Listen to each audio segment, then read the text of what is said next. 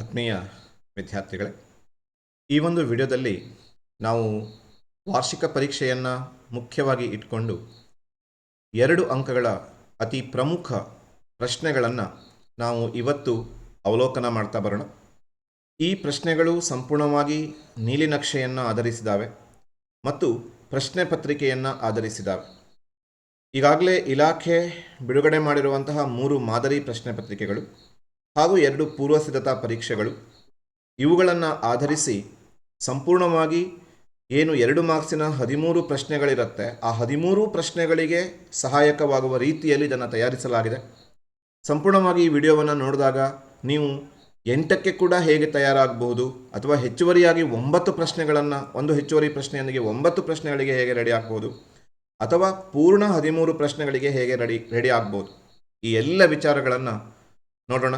ಕೊನೆಯವರೆಗೂ ವಿಡಿಯೋವನ್ನು ನೋಡಿ ಅಂತ ಆಶಿಸ್ತಾ ಆರಂಭಿಸೋಣ. ನಿಮ್ಮ ಎದುರಿಗೆ ನೀಲನಕ್ಷೆ ಇದೆ. ಸೊ ಈ ನೀಲನಕ್ಷೆಯನ್ನು ಗಮನಿಸಿದಾಗ ನಿಮಗೆ ಗೊತ್ತಾಗೋ ವಿಚಾರ ಏನು ಅಂತ ಕೇಳಿದ್ರೆ, ನಾವಿಲ್ಲಿ ಫೋಕಸ್ ಮಾಡ್ತಾ ಇರುವಂತಹ ವಿಚಾರ ಯಾವುದು ಅಂತ ಕೇಳಿದ್ರೆ 2 ಅಂಕದ ಒಂದು ಪ್ರಶ್ನೆಗಳ ಕಡೆಗೆ ಫೋಕಸ್ ಮಾಡ್ತಾ ಇದ್ದೀವಿ. ಇಲ್ಲಿ ನೀವು ಗಮನಿಸಿರ್ಬೋದು 2 ಅಂಕದ 13 ಪ್ರಶ್ನೆಗಳನ್ನು ಕೇಳ್ತಾರೆ. ಅದರಲ್ಲಿ ನೋಡಿ, ಗಮನಿಸಿ, ತುಂಬ ಇಂಪಾರ್ಟೆಂಟು. ಪ್ರಾಚೀನ ಭಾರತದಲ್ಲಿ ನಾವು ಗಮನಿಸಿದ ಹಾಗೆ ಪಾಠ 1 ಏನು ಪೀಠಿಕೆ ಇದೆ, ಸೊ ಆ ಪೀಠಿಕೆಯ ಭಾಗದಲ್ಲಿ ನಮಗೆ 2 ಪ್ರಶ್ನೆಗಳನ್ನು ಕೇಳ್ತಾರೆ. ಅಲ್ಲಿಗೆ ಪೀಠಿಕೆ ಪಾಠ ನಮಗೆ ಭಾಳ ಇಂಪಾರ್ಟೆಂಟ್. ಶಿಲಾಯುಗ ಮತ್ತು ಲೋಹಯುಗ ಅತ್ಯಂತ ಚಿಕ್ಕ ಪಾಠ, ಅದರಲ್ಲಿ 1 ಪ್ರಶ್ನೆ ಸಿಗತ್ತೆ. 3ನೆಯ ಪಾಠ ಏನಿದೆ ಆ ಪಾಠದಲ್ಲಿ ಕೂಡ 1 ಪ್ರಶ್ನೆ ಸಿಗತ್ತೆ. ಅಲ್ಲಿಗೆ ಈ 3 ಪಾಠಗಳಿಂದ ನಮಗೆ 4 ಪ್ರಶ್ನೆ ಸಿಗತ್ತೆ. ನೇರವಾಗಿ ನಾವು 6ನೆಯ ಅಧ್ಯಾಯಕ್ಕೆ ಬಂದರೆ 6ನೆಯ ಅಧ್ಯಾಯದಲ್ಲಿ ಮತ್ತೆ 2 ಪ್ರಶ್ನೆ ಸಿಗತ್ತೆ. ಅಲ್ಲಿಗೆ 4 + 2 6 ಪ್ರಶ್ನೆಗಳು ನಮಗೆ ಸಿದ್ಧ ಆಯಿತು. ಇನ್ನು ನಮಗೆ ಬೇಕಾಗಿರೋದೆಷ್ಟು? 2 ಪ್ರಶ್ನೆಗಳು. ನೀವು ಒಂದು ವೇಳೆ ಪ್ರಾಚೀನ ಯುಗವನ್ನು ಸರಿಯಾಗಿ ಅಧ್ಯಯನ ಮಾಡಿದರೆ ಅಲ್ಲಿ 2 ಪ್ರಶ್ನೆ ಸಿಗತ್ತೆ. ಮಧ್ಯಯುಗವನ್ನು ಸರಿಯಾಗಿ ಅಧ್ಯಯನ ಮಾಡಿದರೆ 2 ಪ್ರಶ್ನೆ ಸಿಗತ್ತೆ. ಅಲ್ಲಿಗೆ ಈ 4 ಪಾಠಗಳ ಜೊತೆಗೆ ಪ್ರಾಚೀನ ಯುಗವನ್ನು ಓದಿದರೆ ನಿಮಗೆ 8 ಪ್ರಶ್ನೆ ಸಿಕ್ಬಿಡ್ತದೆ. ಅಥವಾ ಈ 4 ಪಾಠಗಳ ಜೊತೆಗೆ ಮಧ್ಯಯುಗವನ್ನು ನೋಡಿದರೆ 8 ಪ್ರಶ್ನೆಗಳು ಸಿಗತ್ತೆ. ಬೇಡ, ಪ್ರಾಚೀನ ಯುಗನೂ ಬೇಡ, ಮಧ್ಯಯುಗನೂ ಬೇಡ, ಆಧುನಿಕ ಯುಗವನ್ನು ನೋಡ್ಕೊಳ್ತೀರಿ ಅಂತ ಕೇಳಿದರೆ ಅಲ್ಲಿ 3 ಪ್ರಶ್ನೆ ಸಿಗತ್ತೆ. ಒಟ್ಟಾರೆ 9 ಪ್ರಶ್ನೆ ಸಿಗತ್ತೆ. ಹಾಗಾಗಿ ನೀವು ಆಯ್ಕೆ ಮಾಡ್ಕೊಳ್ಳುವಾಗ ಏನು ಮಾಡಬೇಕು ಅಂತ ಕೇಳಿದರೆ, 1ನೇ ಪಾಠ, 2ನೇ ಪಾಠ, 3ನೇ ಪಾಠ, 6ನೇ ಪಾಠ, ಅದರ ಜೊತೆಗೆ ಪ್ರಾಚೀನ ಯುಗ ಅಥವಾ ಮಧ್ಯಯುಗ ಅಥವಾ ಆಧುನಿಕ ಯುಗ ಯಾವುದಾದ್ರೂ ಒಂದನ್ನು ಓದಿಕೊಂಡ್ರೂ ಕೂಡ ನೀವು ಸುಲಭವಾಗಿ 8 ಪ್ರಶ್ನೆಗಳನ್ನು ಉತ್ತರಿಸಬಹುದು. ಆದರೆ ನೆನಪಲ್ಲಿಟ್ಕೊಂಡಿರಿ, 8 ಪ್ರಶ್ನೆಗಳಿಗಷ್ಟೇ ನಾವು ರೆಡಿ ಆಗುವಾಗ ಪೂರ್ಣ ಪ್ರಮಾಣದಲ್ಲಿ ಎಲ್ಲ ಪ್ರಶ್ನೋತ್ತರಗಳನ್ನು ನೋಡ್ಕೋಬೇಕಾಗತ್ತೆ. ಹಾಗಾದರೆ ಆರಂಭಿಸೋಣ. ಮೊದಲನೆಯ ಒಂದು ಅಧ್ಯಾಯದ ಕಡೆಗೆ ಬಂದರೆ ತುಂಬ ಮಹತ್ವದ್ದು, ಯಾಕೆಂದರೆ 2 ಪ್ರಶ್ನೆಗಳು ಈ ಭಾಗದಿಂದ ಬರುತ್ತೆ. ವಿಷ್ಣು ಪುರಾಣದ ಪ್ರಕಾರ ಭಾರತದ ವ್ಯಾಪ್ತಿ ಏನು ಅಂತ ಹೇಳಿ ಈ ಪ್ರಶ್ನೆಯನ್ನು ಕೇಳಿದ್ದಾರೆ. ಈ ಪ್ರಶ್ನೆಯನ್ನು ಕೇಳಿದಾಗ ಯಾವತ್ತೂ ನಿಮ್ಮ ಒಂದು ಕಲ್ಪನೆಯಲ್ಲಿ ನಮ್ಮ ಭಾರತದ ನಕ್ಷೆಯ ಒಂದು ಚಿತ್ರಣ ಬರಬೇಕು. ಸೊ ಈ ನಕ್ಷೆಯ ಚಿತ್ರಣ ಬಂದಾಗ ನಾವು ಭಾಳ ಸುಲಭವಾಗಿ ಒಂದು ಈ ಬಿಡಿಸ್ಲಿಕ್ಕಾಗತ್ತೆ. ಉತ್ತರದಲ್ಲಿ ಹಿಮಾಲಯ, ದಕ್ಷಿಣದಲ್ಲಿ ಸಾಗರ. ಇದನ್ನು ಆಧಾರವಾಗಿಟ್ಕೊಂಡು ವಿಷ್ಣು ಪುರಾಣ ಹೇಳುತ್ತೆ ಸಮುದ್ರದಿಂದ ಉತ್ತರಕ್ಕೆ ಹಾಗೂ ಹಿಮಾದ್ರಿಯಿಂದ ದಕ್ಷಿಣಕ್ಕಿರುವಂತಹ ಭಾಗವೇ ಭಾರತ ಅಂತ ಹೇಳಿ. ಅಲ್ಲಿಗೆ ವಿಷ್ಣು ಪುರಾಣದ ಪ್ರಕಾರ ಭಾರತದ ವ್ಯಾಪ್ತಿ ಏನು ಅನ್ನೋದನ್ನು ನೆನಪಿಟ್ಕೊಳ್ಳಿ. ಹಿಮಾದ್ರಿಯಿಂದ ದಕ್ಷಿಣಕ್ಕೆ, ಸಮುದ್ರದಿಂದ ಉತ್ತರಕ್ಕೆ. ಭಾರತದ ಇತರ 2 ಹೆಸರುಗಳು ಭರತವರ್ಷ, ಭರತಖಂಡ, ಹಿಂದೂಸ್ತಾನ, ಯಾವುದಾದ್ರು 2 ಬರೀಬೋದು. ಭಾರತದ 2 ನೈಸರ್ಗಿಕ ಲಕ್ಷಣಗಳು, 6 ನೈಸರ್ಗಿಕ ಲಕ್ಷಣಗಳಿದ್ದಾವೆ. ಹಿಮಾಲಯದ ಪರ್ವತ ಇದೆ, ಉತ್ತರದ ನದಿ ಬಯಲುಗಳಿದ್ದಾವೆ, ಕರಾವಳಿ ಪ್ರದೇಶ ಇದೆ, ದಕ್ಕನ್ ಪ್ರಸ್ಥಭೂಮಿ ಇದೆ. ಭಾರತದ 2 ಪರ್ವತಗಳು, 3 ಪರ್ವತಗಳಿದ್ದಾವೆ, ಅರಾವಳಿ, ವಿಂಧ್ಯ, ಸಹ್ಯಾದ್ರಿ. ಇವುಗಳನ್ನು ನೋಡ್ಕೋಬೇಕು. ಮುಂದುವರೆದು ಹಿಮಾಲಯ ಪರ್ವತದ 2 ಪ್ರಯೋಜನಗಳು ಯಾವ್ಯಾವುದು? ಈ ಪ್ರಶ್ನೆ ಕ್ವಶನ್ ಬ್ಯಾಂಕಲ್ಲಿ ಕೇಳಿರುವಂತಹ ಪ್ರಶ್ನೆ ಆಗಿರೋದ್ರಿಂದ ಗಮನ ಇಟ್ಕೊಳ್ಬೇಕು. ಹಿಮಾಲಯ ಪರ್ವತ ನದಿಗಳ ಉಗಮ ಸ್ಥಳವಾಗಿದೆ, ನೈಸರ್ಗಿಕವಾದಂತಹ ಒಂದು ರಕ್ಷಣೆಯನ್ನು ಕೊಡುತ್ತೆ. ಭಾರತವನ್ನು ಪಶ್ಚಿಮದೊಂದಿಗೆ ಸಂಪರ್ಕಿಸುವ 2 ಕಣಿವೆಗಳು ಖೈಬರ್ ಮತ್ತು ಬೊಲಾನ್ ಕಣಿವೆಗಳು. ವಿಶ್ವ ಪರಂಪರೆಯ ಪಟ್ಟಿಯಲ್ಲಿರುವ ಭಾರತದ 2 ಸ್ಥಳಗಳು ಅಜಂತ, ಎಲ್ಲೋರಾ, ಕೊನಾರ್ಕು, ಆಮೇಲೆ ಪಟ್ಟದಕಲ್ಲು, ಹಂಪಿ, ಬೇಲೂರು ಹಳೆಬೀಡು ಕೂಡ ಇತ್ತೀಚೆಗೆ ಸೇರ್ಪಡೆಯಾಗಿದೆ. ಯಾವುದಾದ್ರು 2 ನಾವು ಇಲ್ಲಿ ನೆನಪಿಟ್ಕೊಂಡ್ರೆ ಸಾಕು. ಭಾರತೀಯ 2 ನೃತ್ಯ ಪ್ರಕಾರಗಳು, ಇದು ಕೂಡ ಕ್ವಶನ್ ಬ್ಯಾಂಕಲ್ಲಿ ಕೇಳಿರುವಂಥ ಪ್ರಶ್ನೆ. ನಾವಿಲ್ಲಿ ಭರತನಾಟ್ಯ, ಕಥಕ್ಕಳಿ, ಕಥಕ್, ಮೋಹಿನಿ ಅಟ್ಟಂ, ಕೂಚುಪುಡಿ, ಹೀಗೆ ಬೇರೆ ಬೇರೆ ನೃತ್ಯಗಳನ್ನು ಹೆಸರಿಸ್ಬೋದು. ಇನ್ನು ಈ ಪಾಠದ ಮುಂದಿನ ಪ್ರಶ್ನೆ, ಭಾರತದಲ್ಲಿ ಯೋಗ ಮತ್ತು ಆಯುರ್ವೇದಕ್ಕೆ ಕೊಡುಗೆ ನೀಡಿದ ಇಬ್ಬರು. ಇದು ಕೂಡ ಕ್ವಶನ್ ಬ್ಯಾಂಕಲ್ಲಿ ಹೊಸದಾಗಿ ಕೇಳಿರುವಂತಹ ಒಂದು ಪ್ರಶ್ನೆ ಆಗಿರುತ್ತೆ. ಯೋಗ ಮತ್ತು ಆಯುರ್ವೇದ ಅಂತ ಬಂದ ಕೂಡಲೇ ಚರಕ, ಸುಶ್ರುತ. ಪತಂಜಲಿ ಇವರ ಬಗ್ಗೆ ನಾವು ಹೋಗಬೇಕಾಗತ್ತೆ. ಭಾರತೀಯರ ಯಾವ ಎರಡು ಕೊಡುಗೆಗಳು ಜಗತ್ತಿನ ಗಣಿತ ಲೋಕವನ್ನು ಶ್ರೀಮಂತಗೊಳಿಸಿದ್ದಾವೆ? ಇದು ಮತ್ತೆ ಕ್ವಶನ್ ಬ್ಯಾಂಕಲ್ಲಿ ಕೇಳಿರುವಂಥ ಪ್ರಶ್ನೆಯಾಗಿದೆ. ಅದರಲ್ಲಿ ವಿಶೇಷವಾಗಿ ಶೂನ್ಯದ ಮಹತ್ವವನ್ನು ಮತ್ತು ದಶಮಾನ ಎಣಿಕೆಯ ಪದ್ಧತಿಯನ್ನು ನಮ್ಮ ದೇಶ ಕೊಡುಗೆಯಾಗಿ ಕೊಟ್ಟಿದೆ. ಅಲ್ಲಿ 0 ನಮ್ಮ ದೇಶದ ದೊಡ್ಡ ಕೊಡುಗೆ ಹಾಗೂ ದಶಮಾನ ಎಣಿಕೆಯ ಪದ್ಧತಿ. ಪ್ರಾಚೀನ ಭಾರತ 2 ವಿಶ್ವವಿದ್ಯಾಲಯಗಳು, ತಕ್ಷಶಿಲಾ, ನಳಂದ, ಕಂಚಿ, ವಿಕ್ರಮಶಿಲಾ. ಭಾರತದ ಮೇಲೆ ದಾಳಿ ಮಾಡಿದ 2 ವಿದೇಶಿಗರನ್ನು ಹೆಸರಿಸಿ ಅಂತ ಹೇಳಿದರೆ ಶಕರು, ಹೂಣರು, ಯವನರು, ಹೀಗೆ ಬೇರೆ ಬೇರೆ ಹೆಸರನ್ನು ಇಲ್ಲಿ ಗ್ರೀಕರು ಮತ್ತು ಹೂಣರು ಅಂತಿದ್ದಾರೆ. ಇದು ಕೂಡ ಕ್ವಶನ್ ಬ್ಯಾಂಕ್ನಿಂದ ಆಯ್ಕೆ ಮಾಡಿಕೊಂಡಿರುವಂತಹ ಒಂದು ಪ್ರಶ್ನೆಯಾಗಿದೆ. ಮುಂದಿನ ಪ್ರಶ್ನೆಗೆ ಬಂದರೆ, ಭಾರತದಲ್ಲಿ ಉದಯಿಸಿರುವಂತಹ 2 ಪ್ರಮುಖ ಧರ್ಮಗಳು. ಇಲ್ಲಿ ಗಮನಿಸಬೇಕು, ಭಾರತದಲ್ಲಿ ಉದಯಿಸಿರುವ ಈ ಶಬ್ದವನ್ನು ಗಮನಿಸಬೇಕು. 4 ಧರ್ಮಗಳು: ಹಿಂದೂ, ಜೈನ, ಬೌದ್ಧ ಮತ್ತು ಸಿಖ್ ಧರ್ಮಗಳು. ಕವಿರಾಜ ಮಾರ್ಗದ ಪ್ರಕಾರ ಕರ್ನಾಟಕದ ಮೇರೆ ಏನು ಅಂತ ಕೇಳಿದರೆ, ಕವಿರಾಜ ಮಾರ್ಗ ಅಂದ್ಕೂಳೆ ನಮ್ಮ ದಕ್ಷಿಣ ಭಾರತದ ಒಂದು ಚಿತ್ರಣ ಬರಬೇಕು. ಕವಿರಾಜ ಮಾರ್ಗದ ಕವಿ ಹೇಳ್ತಾನೆ, ಉತ್ತರದಲ್ಲಿ ಗೋದಾವರಿ ನದಿಯಿಂದ ದಕ್ಷಿಣದಲ್ಲಿ ಕಾವೇರಿ ನದಿಯವರೆಗೆ ಹರಡಿರುವಂತಹ ನಾಡೇ ಕನ್ನಡ ನಾಡು ಅಂತ ಹೇಳಿ. ಅಲ್ಲಿಗೆ ಕಾವೇರಿ ಮತ್ತು ಗೋದಾವರಿ ನದಿಗಳ ನಡುವಿನ ನಾಡು ಅನ್ನೋದನ್ನು ಬರೀಬೇಕು. ಕರ್ನಾಟಕದ ಉಲ್ಲೇಖವಿರುವಂತಹ ಮಹಾಭಾರತದ 2 ಪರ್ವಗಳು, ಅಗೇನ್ ಕ್ವಶನ್ ಬ್ಯಾಂಕಿಂದ ಕೇಳಿರುವ ಪ್ರಶ್ನೆಗಳು, ಸಭಾ ಪರ್ವ ಮತ್ತು ಭೀಷ್ಮ ಪರ್ವ. ಪ್ರಾಚೀನ ಭಾರತದ 2 ಲಿಪಿಗಳು ಯಾವ್ಯಾವುದು ಅಂತ ಕೇಳಿದ್ದಾರೆ. ಇದು ಕೂಡ ಕ್ವಶನ್ ಬ್ಯಾಂಕಿಂದ ಕೇಳಿರುವಂಥ ಪ್ರಶ್ನೆ, ಖರೋಷ್ಠಿ ಮತ್ತು ಬ್ರಾಹ್ಮಿ ಲಿಪಿಗಳು. ಕರ್ನಾಟಕದ 2 ಭೌಗೋಳಿಕ ಲಕ್ಷಣ, ಕರಾವಳಿ ತೀರ ಇದೆ, ಮಲೆನಾಡು ಇದೆ, ಪಶ್ಚಿಮ ಘಟ್ಟಗಳಿದ್ದಾವೆ, ಉತ್ತರದ ಬಯಲು, ದಕ್ಷಿಣದ ಬಯಲುಗಳಿದ್ದಾವೆ. ಕರ್ನಾಟಕವನ್ನು ಆಳಿದ 2 ರಾಜಮನೆತನಗಳು, ಕದಂಬ, ಗಂಗಾ, ಚಾಲುಕ್ಯ, ಹೊಯ್ಸಳ. ಯಾವುದಾದ್ರೂ 2 ಬರೀಬೋದು. ಪ್ರಾಕ್ತನ ಆಧಾರ ಅಥವಾ ಪುರಾತತ್ವ ಆಧಾರ ಎಂದರೇನು? ಇದು ಕೂಡ ಹಳೆಯದ ಪ್ರಶ್ನೆಗಳಲ್ಲಿ ಒಂದು. ಪ್ರಾಚೀನ ಮಾನವನ ಜೀವನ ಮತ್ತು ಚಟುವಟಿಕೆಗಳ ಅವಶೇಷಗಳಿಗೆ ಪ್ರಾಕ್ತನ ಆಧಾರ ಅಂತ ಕರೀತಾರೆ. ಇಲ್ಲಿ ಒಂದು ವಿಷಯ ನೆನಪಲ್ಲಿ ಇಟ್ಕೊಂಡಿರಬೇಕು, ಉದಾಹರಣೆಗಳನ್ನು ಬರೀಬೇಕು. 2 ಅಂಕದ ಒಂದು ಪ್ರಶ್ನೆ ಆಗಿರೋದ್ರಿಂದ ಉದಾಹರಣೆಗಳನ್ನು ಬರೀಬೇಕು. ಆಭರಣಗಳು, ಆಟಿಕೆಗಳು, ಆಯುಧಗಳು ಇತ್ಯಾದಿ. ಉತ್ಖನನದಿಂದ ದೊರೆತಂತಹ ಪಳೆಯುಳಿಕೆಗಳನ್ನು ವೈಜ್ಞಾನಿಕವಾಗಿ ಪರೀಕ್ಷೆಗೊಳಪಡಿಸುವ ಕಾಲನಿರ್ಣಯ ವಿಧಾನಗಳು ಕ್ವಶನ್ ಬ್ಯಾಂಕಿಂದ ಕೇಳಿದ್ದು. ಕಾರ್ಬನ್ 14 ಮತ್ತು ಪೊಟ್ಯಾಷಿಯಂ ವಿಧಾನಗಳು. ನಾಣ್ಯಗಳ ಉಪಯೋಗ, ರಾಜನ ಕಾಲ, ಆ ಕಾಲದ ಲೋಹವಿದ್ಯೆ, ಗಡಿಗಳು, ಲಿಪಿ, ಇವುಗಳನ್ನೆಲ್ಲ ಹೇಳುತ್ತೆ. ಸಾಹಿತ್ಯ ಆಧಾರದ 2 ಪ್ರಮುಖ ಪ್ರಕಾರಗಳು, ದೇಶೀಯ ಸಾಹಿತ್ಯ ಮತ್ತು ವಿದೇಶಿ ಬರವಣಿಗೆಗಳು. ಆರ್ಯಭಟನ 2 ಕೃತಿಗಳು, ಆರ್ಯಭಟೀಯಂ, ರೋಮಕ ಸಿದ್ಧಾಂತ, ಸೂರ್ಯ ಸಿದ್ಧಾಂತ. ಭಾರತಕ್ಕೆ ಭೇಟಿ ನೀಡಿದ ಚೀನಿ ಪ್ರವಾಸಿಗರು 3 ಜನ ಇದ್ದಾರೆ, ಪಾಹಿಯಾನ್, ಹುಯನ್ ಸ್ಯಾಂಗ್ ಮತ್ತು ಇತ್ಸಿಂಗ್. ಭಾರತಕ್ಕೆ ಭೇಟಿ ನೀಡಿದ 2 ಅರಬ್ ಪ್ರವಾಸಿಗರು, ಸುಲೈಮಾನ್ ಮತ್ತು ಅಲ್ಬೆರುನಿ ಇಲ್ಲಿ ಪ್ರಮುಖರಾಗ್ತಾರೆ. ಇದು ಕೂಡ ಕ್ವಶನ್ ಬ್ಯಾಂಕಿಂದ ಕೇಳಿರುವಂತಹ ಒಂದು ಪ್ರಶ್ನೆ. ಸುಲೈಮಾನ್ ಮತ್ತು ಅಲ್ಬೆರುನಿ ಅರಬ್ ಪ್ರವಾಸಿಗರು. ಇತಿಹಾಸ ಕಾಲ ಮತ್ತು ಇತಿಹಾಸ ಪೂರ್ವ ಕಾಲ. ಲಿಖಿತ ದಾಖಲೆ ಇದ್ದರೆ ಅದು ಇತಿಹಾಸ ಕಾಲ, ಲಿಖಿತ ದಾಖಲೆ ಇಲ್ಲದೆ ಇದ್ದರೆ ಅದು ಇತಿಹಾಸ ಪೂರ್ವ ಕಾಲ. ಈ ಥರ ಕಾಲಮ್ ಹಾಕಿ ನೀವು ಬರೀಬೇಕು. ಮೇಲ್ಗಡೆ ಇತಿಹಾಸ ಕಾಲ, ಇತಿಹಾಸ ಪೂರ್ವ ಕಾಲ ಅಂತ ಬರೆದು, ಲಿಖಿತ ದಾಖಲೆಗಳು ಲಭ್ಯವಿರುವ ಕಾಲ ಇತಿಹಾಸ ಕಾಲ, ಲಿಖಿತ ದಾಖಲೆಗಳು ಲಭ್ಯವಿಲ್ಲದ ಕಾಲವೇ ಇತಿಹಾಸ ಪೂರ್ವ ಕಾಲ. ಇವಿಷ್ಟು ಮೊದಲನೇ ಪಾಠದ್ದು. ಸರಿಯಾಗಿ ಕಲ್ತ್ಕೊಳ್ಳಿ. ಈ ಪ್ರಶ್ನೆಗಳನ್ನು, ಈ 26 ಪ್ರಶ್ನೆಗಳನ್ನು ಸರಿಯಾಗಿ ಕಲ್ತ್ಕೊಂಡ್ಬಿಟ್ರೆ ನಿಮಗೆ 2 ಪ್ರಶ್ನೆಗಳು, ಟೋಟಲ್ ಆಗಿ 4 ಅಂಕ ನಿಮ್ದಾಗ್ಬಿಡತ್ತೆ. ಮುಂದುವರಿಯೋಣ. ಬಹಳ ಇಂಪಾರ್ಟೆಂಟ್ ಪಾಠ 2ನೇ ಪಾಠ, ಶಿಲಾಯುಗ ಮತ್ತು ಲೋಹಯುಗ. ಯಾಕೆ ಇಂಪಾರ್ಟೆಂಟ್ ಅಂತ ಹೇಳ್ತಿದ್ದೀನಿ ಅಂತಂದರೆ, 6 ಪ್ರಶ್ನೆ ಇದೆ. ನಿಮಗೆ ಈ ಭಾಗದಲ್ಲೇ ಒಂದು ಪ್ರಶ್ನೆಯನ್ನು ಕೇಳ್ತಾರೆ, ಅಲ್ಲಿಗೆ ನಿಮಗೆ 2 ಮಾರ್ಕ್ಸ್ ಸಿಕ್ಬಿಡ್ತದೆ. ಪ್ಯಾಲಿಯೋಲಿಥಿಕ್ ನೆನಪಲ್ಲಿ ಇಟ್ಕೊಂಡಿರಿ. ಪ್ಯಾಲಿಯೋಲಿಥಿಕ್, ಪ್ಯಾಲಿಯೋ ಎಂದರೆ ಹಳೆ, ಮೆಸೋ ಅಂದರೆ ಮಧ್ಯ, ನಿಯೋ ಎಂದರೆ ಹೊಸ. ಒಂದು ವೇಳೆ ನಿಮಗೆ ಕನ್ಫ್ಯೂಸ್ ಆಯಿತು ಅಂತ ಇಟ್ಕೊಳ್ಳಿ, ಭಾಗ ಬಿದಲ್ಲಿ ಬರುವ ಪ್ರಶ್ನೆಗಳಾಗಿರೋದ್ರಿಂದ ನೀವು 3 ಕಡೆ ಇದನ್ನು ಅಟೆಂಪ್ಟ್ ಮಾಡಿದರೂ ನಿಮಗೆ ಮಾರ್ಕ್ಸ್ ಸಿಗುವ ಸಂಭವ ಇರುತ್ತೆ. ಪ್ಯಾಲಿಯೋ ಎಂದರೆ ಮರ್ತೋಯ್ತು, ಮಧ್ಯಾಹ್ನ ಹಳೆಯೋ ಅಂತ ಎರಡು ಥರ ಉತ್ತರವನ್ನು ಬರೀರಿ. ಒಂದು ಕಡೆ ಹಳೆಯ ಪ್ಯಾಲಿಯೋ ಎಂದರೆ ಹಳೆ, ಲಿಥಿಕ್ ಎಂದರೆ ಶಿಲೆ. ಇನ್ನೊಂದು ಕಡೆ ಪ್ಯಾಲಿಯೋ ಎಂದರೆ ಮಧ್ಯ, ಲಿಥಿಕ್ ಎಂದರೆ ಶಿಲೆ. ಈ ಥರ ಬರಿಬಹುದು.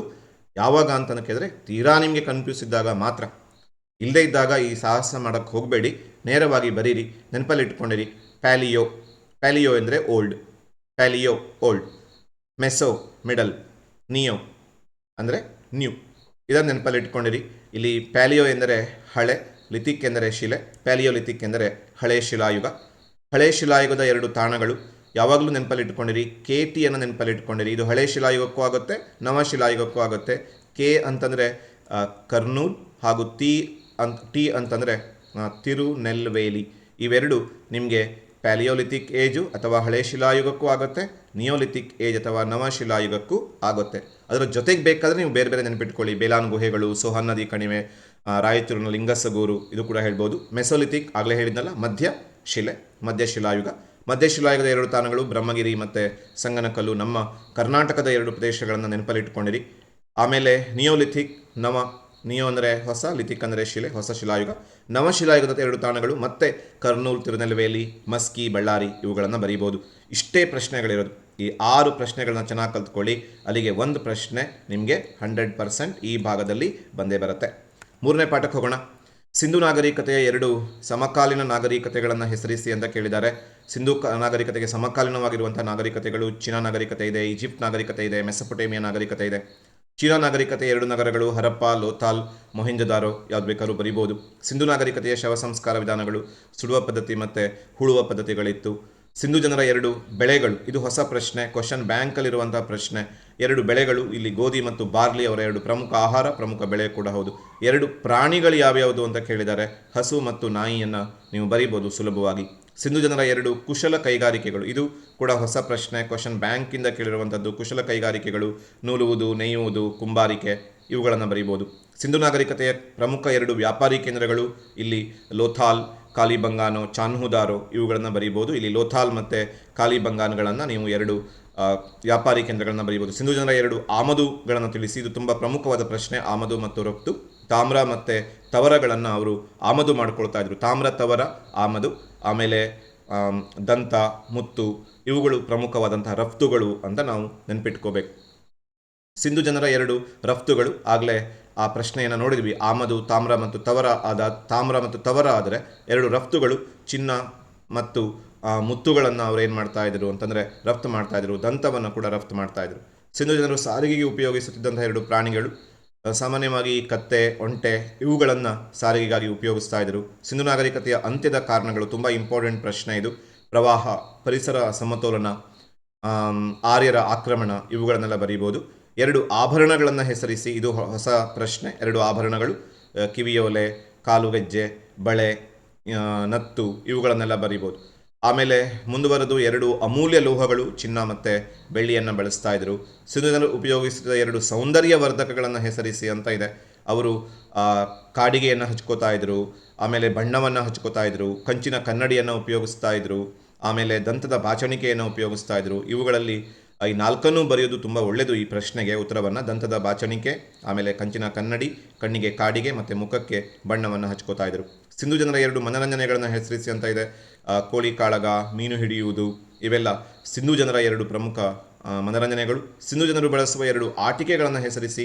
ಜೇಡಿಮಣ್ಣಿನಿಂದ ಮಾಡಿದಂತಹ ಪಕ್ಷಿಗಳು, ಪ್ರಾಣಿಗಳು, ಅವುಗಳ ಗೊಂಬೆಗಳು, ಇವುಗಳನ್ನೆಲ್ಲ ಅವರು ಆಟಿಕೆಗಳಾಗಿ ಬಳಸ್ತಾ ಇದ್ರು.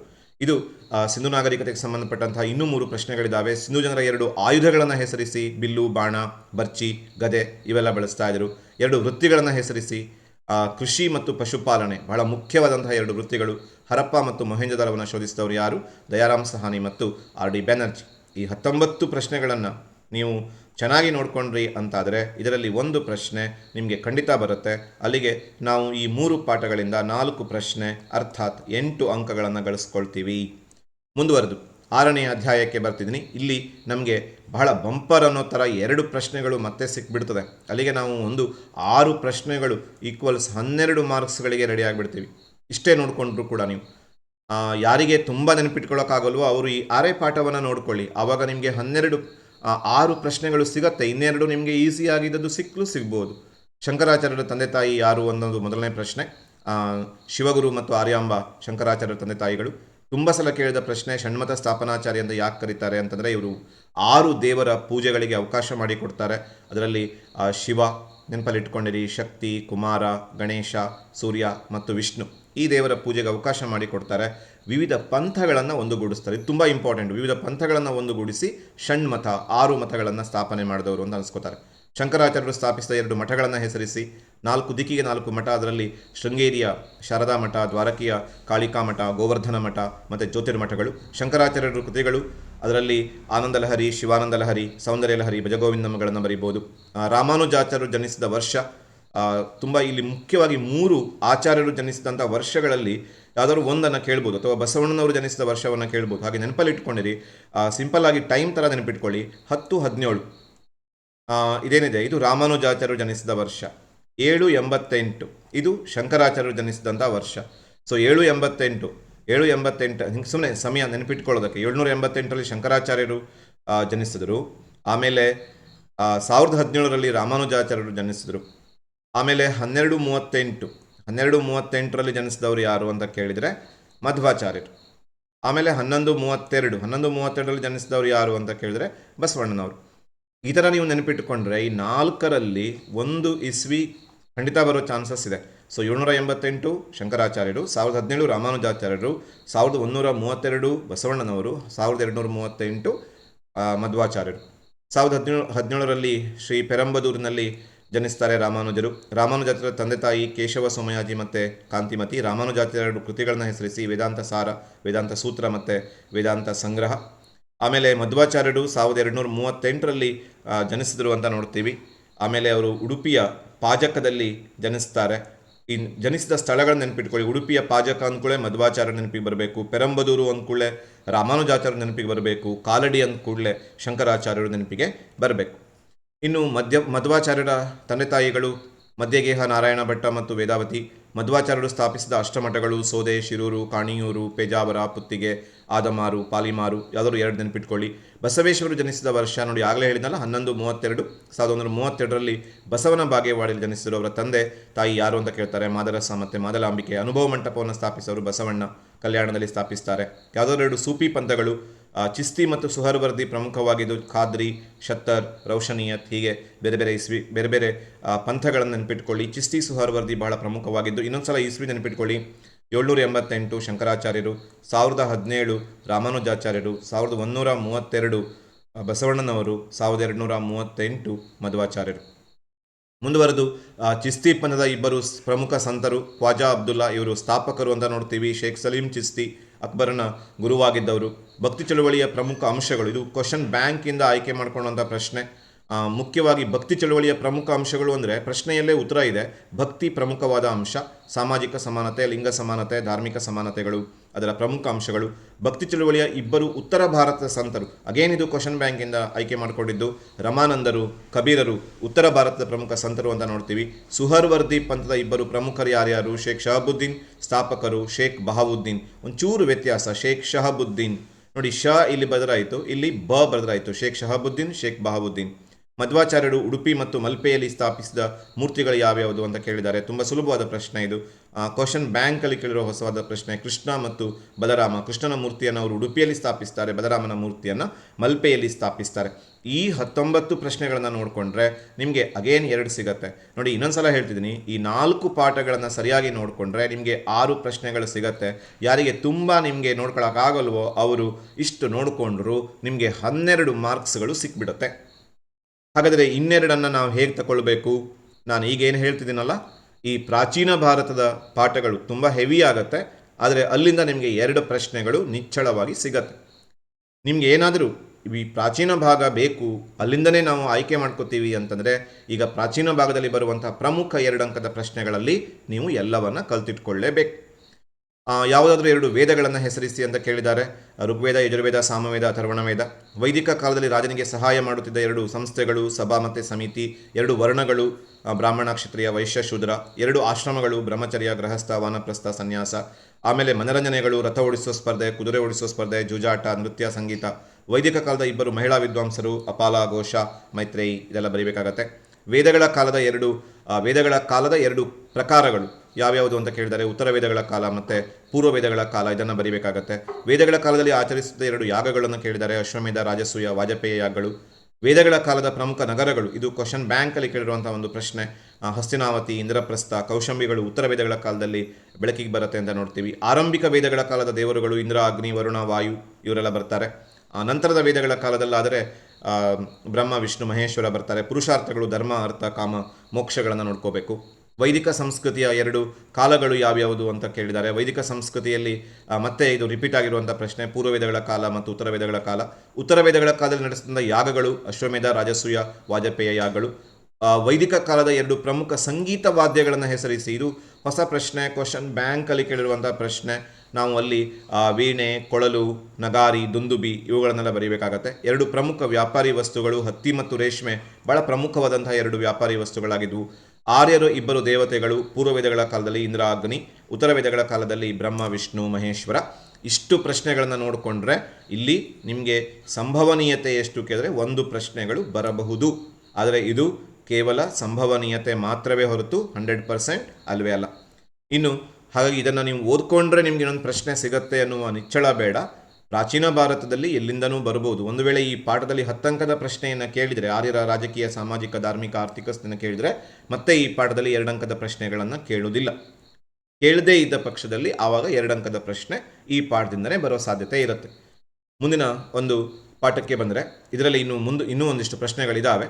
2 ಪುರುಷಾರ್ಥಗಳನ್ನು ಹೆಸರಿಸಿ ಆಗಲೇ ನೋಡಿದ್ದೀವಿ. ಧರ್ಮ, ಅರ್ಥ, ಕಾಮ, ಮೋಕ್ಷ. ಮೋಕ್ಷದ ಸಾಧನೆಗಾಗಿ 2 ಮಾರ್ಗಗಳು: ಭಕ್ತಿ, ಜ್ಞಾನ, ಕರ್ಮ, ಯೋಗ ಮಾರ್ಗಗಳು. ಹಿಂದೂ ಧರ್ಮದ ಮಹಾಕಾವ್ಯಗಳು ರಾಮಾಯಣ, ಮಹಾಭಾರತ. ವೇದಗಳ ಕಾಲದಲ್ಲಿ ಶಿಕ್ಷಣ ನಡೆಯುತ್ತಿದ್ದ 2 ಕೇಂದ್ರಗಳನ್ನು ಹೆಸರಿಸಿ ಅಂತ ಹೇಳಿದ್ದಾರೆ. ಗುರುಕುಲ ಮತ್ತು ಪಾಠಶಾಲೆಗಳು, ಘಟಿಕಾ ಸ್ಥಳಗಳು. ಇಲ್ಲಿ ಶಿಕ್ಷಣವನ್ನು ಕೊಡ್ತಾ ಇದ್ರು. ಯಾವುದಾದ್ರೂ 2 ವಿಷಯಗಳನ್ನು ಹೆಸರಿಸಿ ಅಂತ ಇದ್ದಾರೆ. ವೇದ, ಪುರಾಣ, ಗಣಿತ ಇವುಗಳನ್ನೆಲ್ಲ ಕಲಿಸ್ತಾ ಇದ್ರು. ಇವಿಷ್ಟು 4ನೇ ಅಧ್ಯಾಯದ 1ನೇ ಉಪಘಟಕ. ಈಗ 4ನೇ ಅಧ್ಯಾಯದ 2ನೇ ಉಪಘಟಕದ ಕಡೆಗೆ ನಾವು ಬಂದರೆ, ಹೊಸ ಧರ್ಮಗಳ ಉದಯಕ್ಕೆ ಕಾರಣವಾದ 2 ಅಂಶಗಳನ್ನು ತಿಳಿಸಿ. ಹಿಂದೆ 5 ಅಂಕಕ್ಕೆ ಈ ಪ್ರಶ್ನೆಯನ್ನು ಕೇಳ್ತಿದ್ರು, ಈಗ 2 ಅಂಕಕ್ಕೆ ಇದನ್ನು ಕೇಳ್ತಿದ್ದಾರೆ. ಅದರಲ್ಲಿ ಜಾತಿ ವ್ಯವಸ್ಥೆ, ಸಂಸ್ಕೃತ ಭಾಷೆಯ ಬಳಕೆ, ಮಹಾಪುರುಷರ ಉಗಮ, ಆಮೇಲೆ ಕಠಿಣವಾದಂಥ ಯಜ್ಞಯಾಗಾದಿಗಳು, ಪುರೋಹಿತರ ಪರಮಾಧಿಕಾರ, ಇವೆಲ್ಲವನ್ನು ಬರೀಬೋದು. ಪಾರ್ಶ್ವನಾಥನ 2 ತತ್ವಗಳು: ಸತ್ಯ, ಅಹಿಂಸೆ, ಆಸ್ತೆಯ ಪರಿಗ್ರಹ. ಯಾವುದಾದ್ರು 2.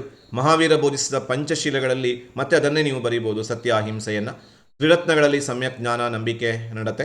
ಜೈನ ಧರ್ಮವನ್ನು ಪೋಷಿಸಿದ 2 ರಾಜರುಗಳನ್ನು ಹೆಸರಿಸಿ. ಬಿಂಬಸಾರ, ಅಜಾತಶತ್ರು, ಚಂದ್ರಗುಪ್ತ ಮೌರ್ಯ. ಜೈನ ಸಭೆಗಳು ನಡೆದಂತಹ ಸ್ಥಳಗಳನ್ನು ಹೆಸರಿಸಿ ಅಂತ ಕೇಳಿದ್ದಾರೆ. ಪಾಟಲಿಪುತ್ರ ಮತ್ತು ವಲ್ಲಭಿಯಲ್ಲಿ ಜೈನ ಸಮ್ಮೇಳನಗಳು ನಡೆದಿದ್ವು ಅಂತ ನೋಡ್ತೀವಿ. ಮೊದಲ ಸಮ್ಮೇಳನ ಪಾಟಲಿಪುತ್ರದಲ್ಲಿ ನಡೆಯುತ್ತೆ, 2ನೇ ಸಮ್ಮೇಳನ ವಲ್ಲಭಿಯಲ್ಲಿ ನಡೆಯುತ್ತೆ.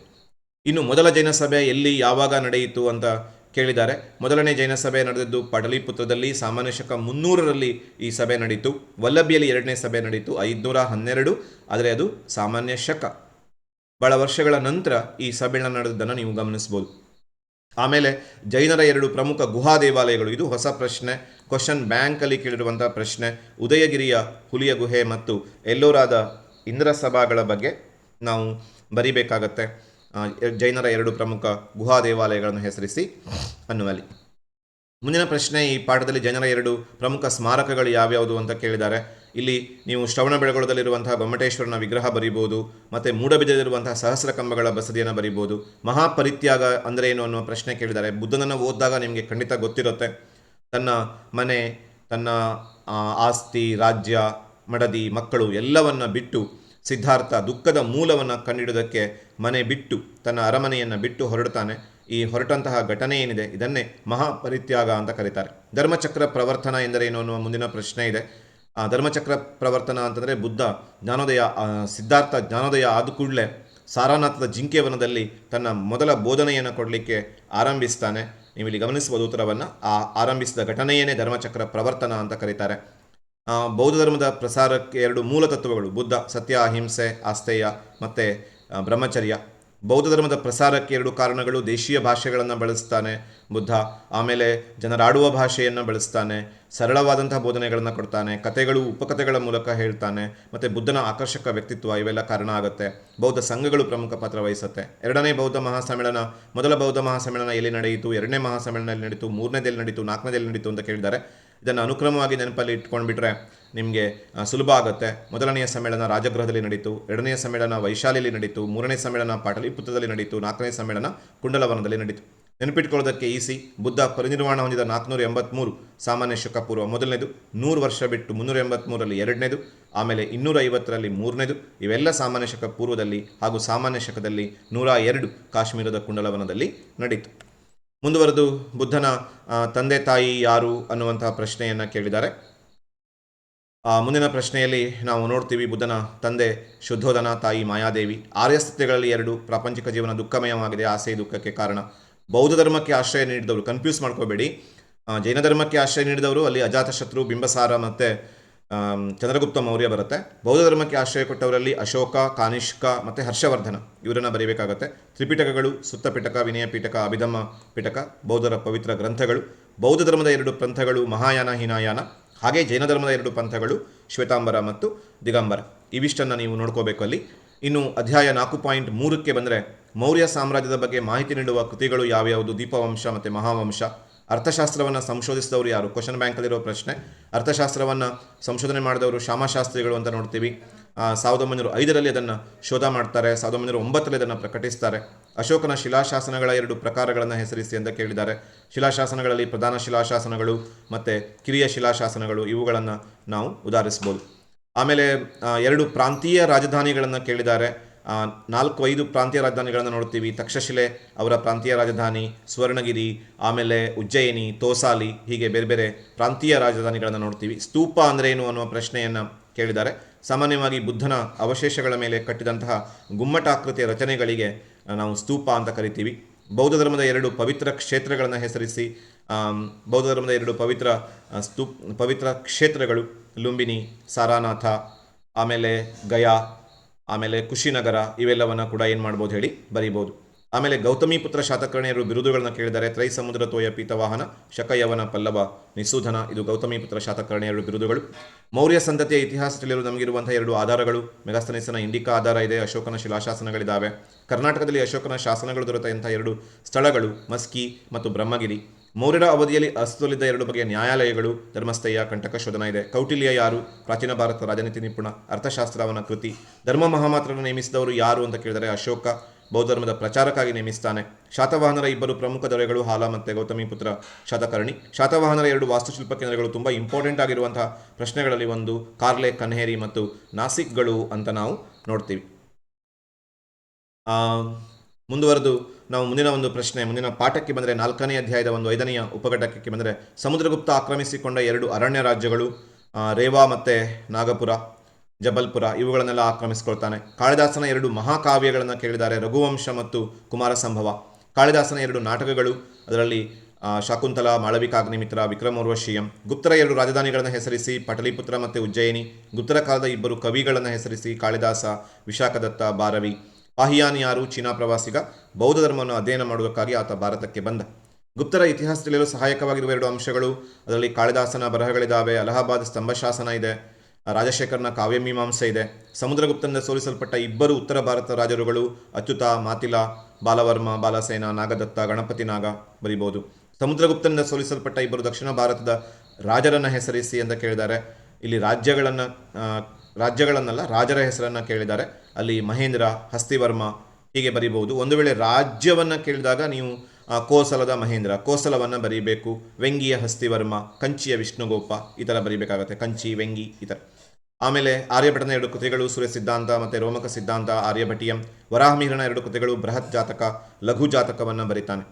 ಇನ್ನು 4ನೇ ಅಧ್ಯಾಯದ 7ನೇ ಉಪಘಟಕಕ್ಕೆ ಬಂದರೆ ವರ್ಧನರ ಇತಿಹಾಸ. ಬಹಳ ಈ ಸಲ ಪ್ರಿಪ್ರೇಟರಿಲಿ ಕೇಳಿದಂಥ ಪ್ರಶ್ನೆ ಇದು.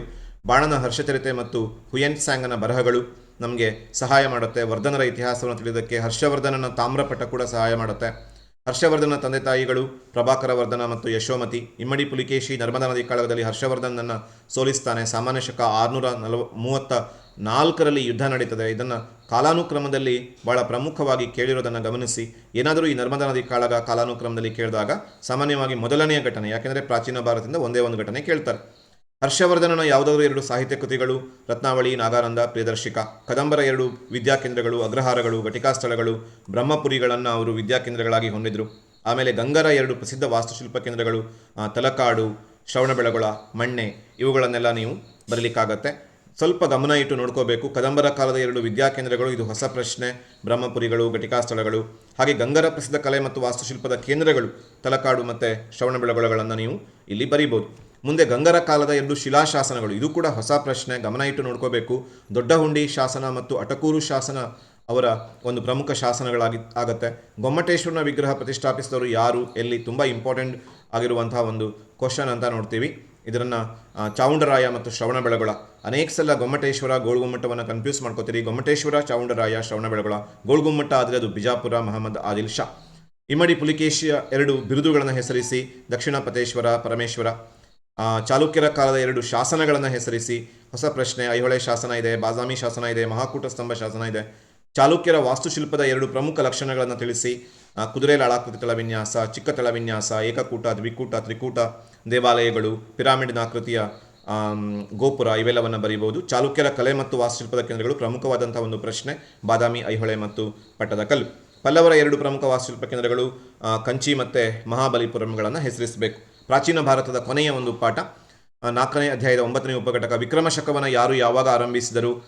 1076ರಲ್ಲಿ 6ನೇ ವಿಕ್ರಮಾದಿತ್ಯ ಆರಂಭಿಸ್ತಾನೆ. 6ನೇ ವಿಕ್ರಮಾದಿತ್ಯನ 2 ಬಿರುದುಗಳು ಪೆರ್ಮಾಡಿ ದೇವ ಮತ್ತು ತ್ರಿಭುವನ ಮಲ್ಲ.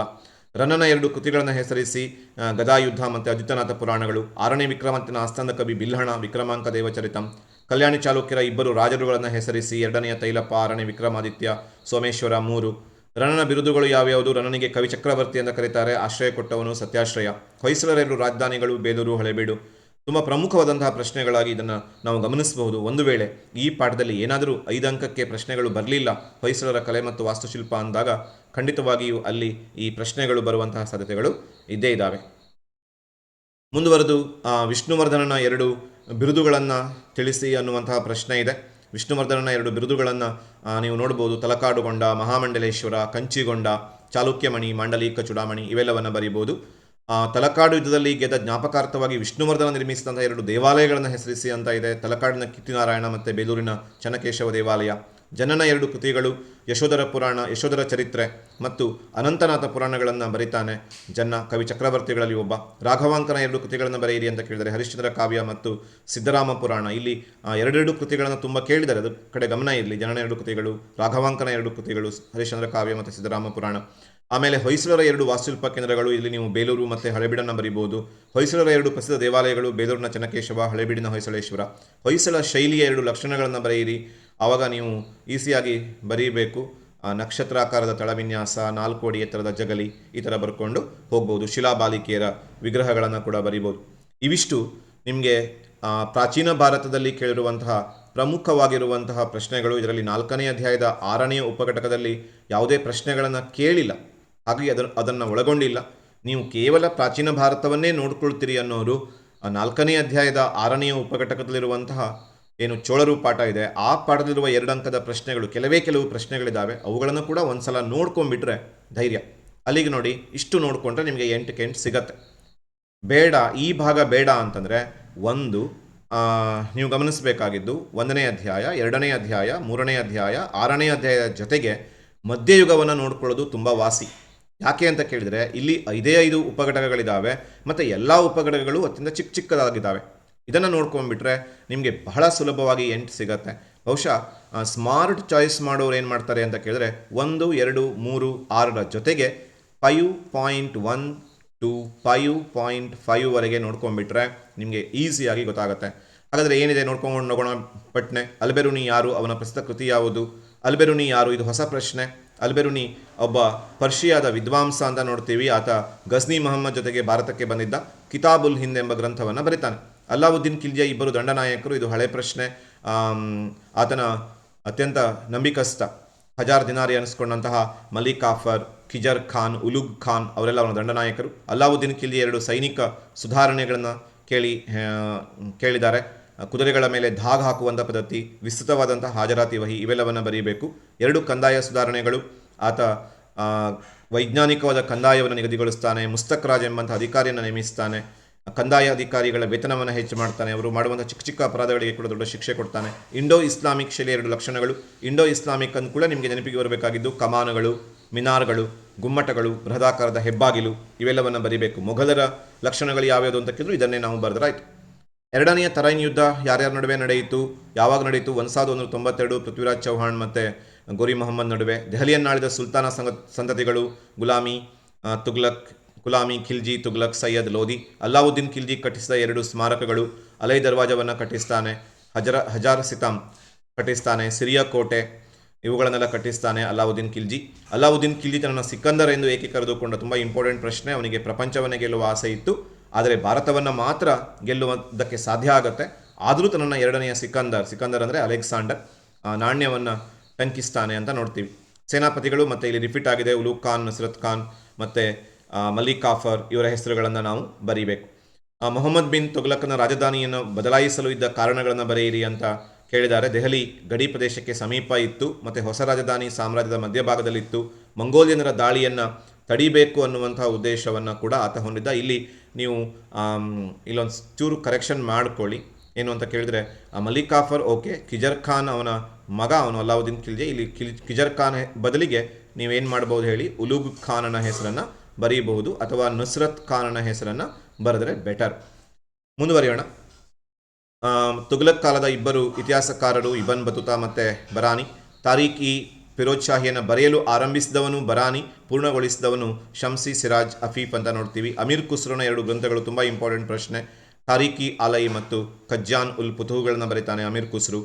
ಇದು ಹೊಸ ಪ್ರಶ್ನೆ. ಮೊಹಮ್ಮದ್ ಬಿನ್ ಕಾಸಿಂ ಯಾರು, ಯಾವ ವರ್ಷ ಭಾರತದ ಮೇಲೆ ದಾಳಿ ಮಾಡಿದ ಅಂತಂದರೆ ಬಸ್ರಾ ಎಂಬ ಪ್ರದೇಶದ ರಾಜ್ಯಪಾಲ. ಸಾಮಾನ್ಯ ಶಕ 712ರಲ್ಲಿ ದಾಳಿ ಮಾಡ್ತಾನೆ. ಖಿಲ್ಜಿ ಪದ ಯಾವ ಭಾಷೆಯಿಂದ ಬಂದಿದೆ ಅಂತ ಕೇಳಿದ್ದು ಟರ್ಕಿ ಭಾಷೆಯಿಂದ ಬಂದಿದೆ. ಖಡ್ಗಧಾರಿ ಪುರುಷ ಎಂಬ ಅರ್ಥವನ್ನು ಕೊಡುತ್ತೆ.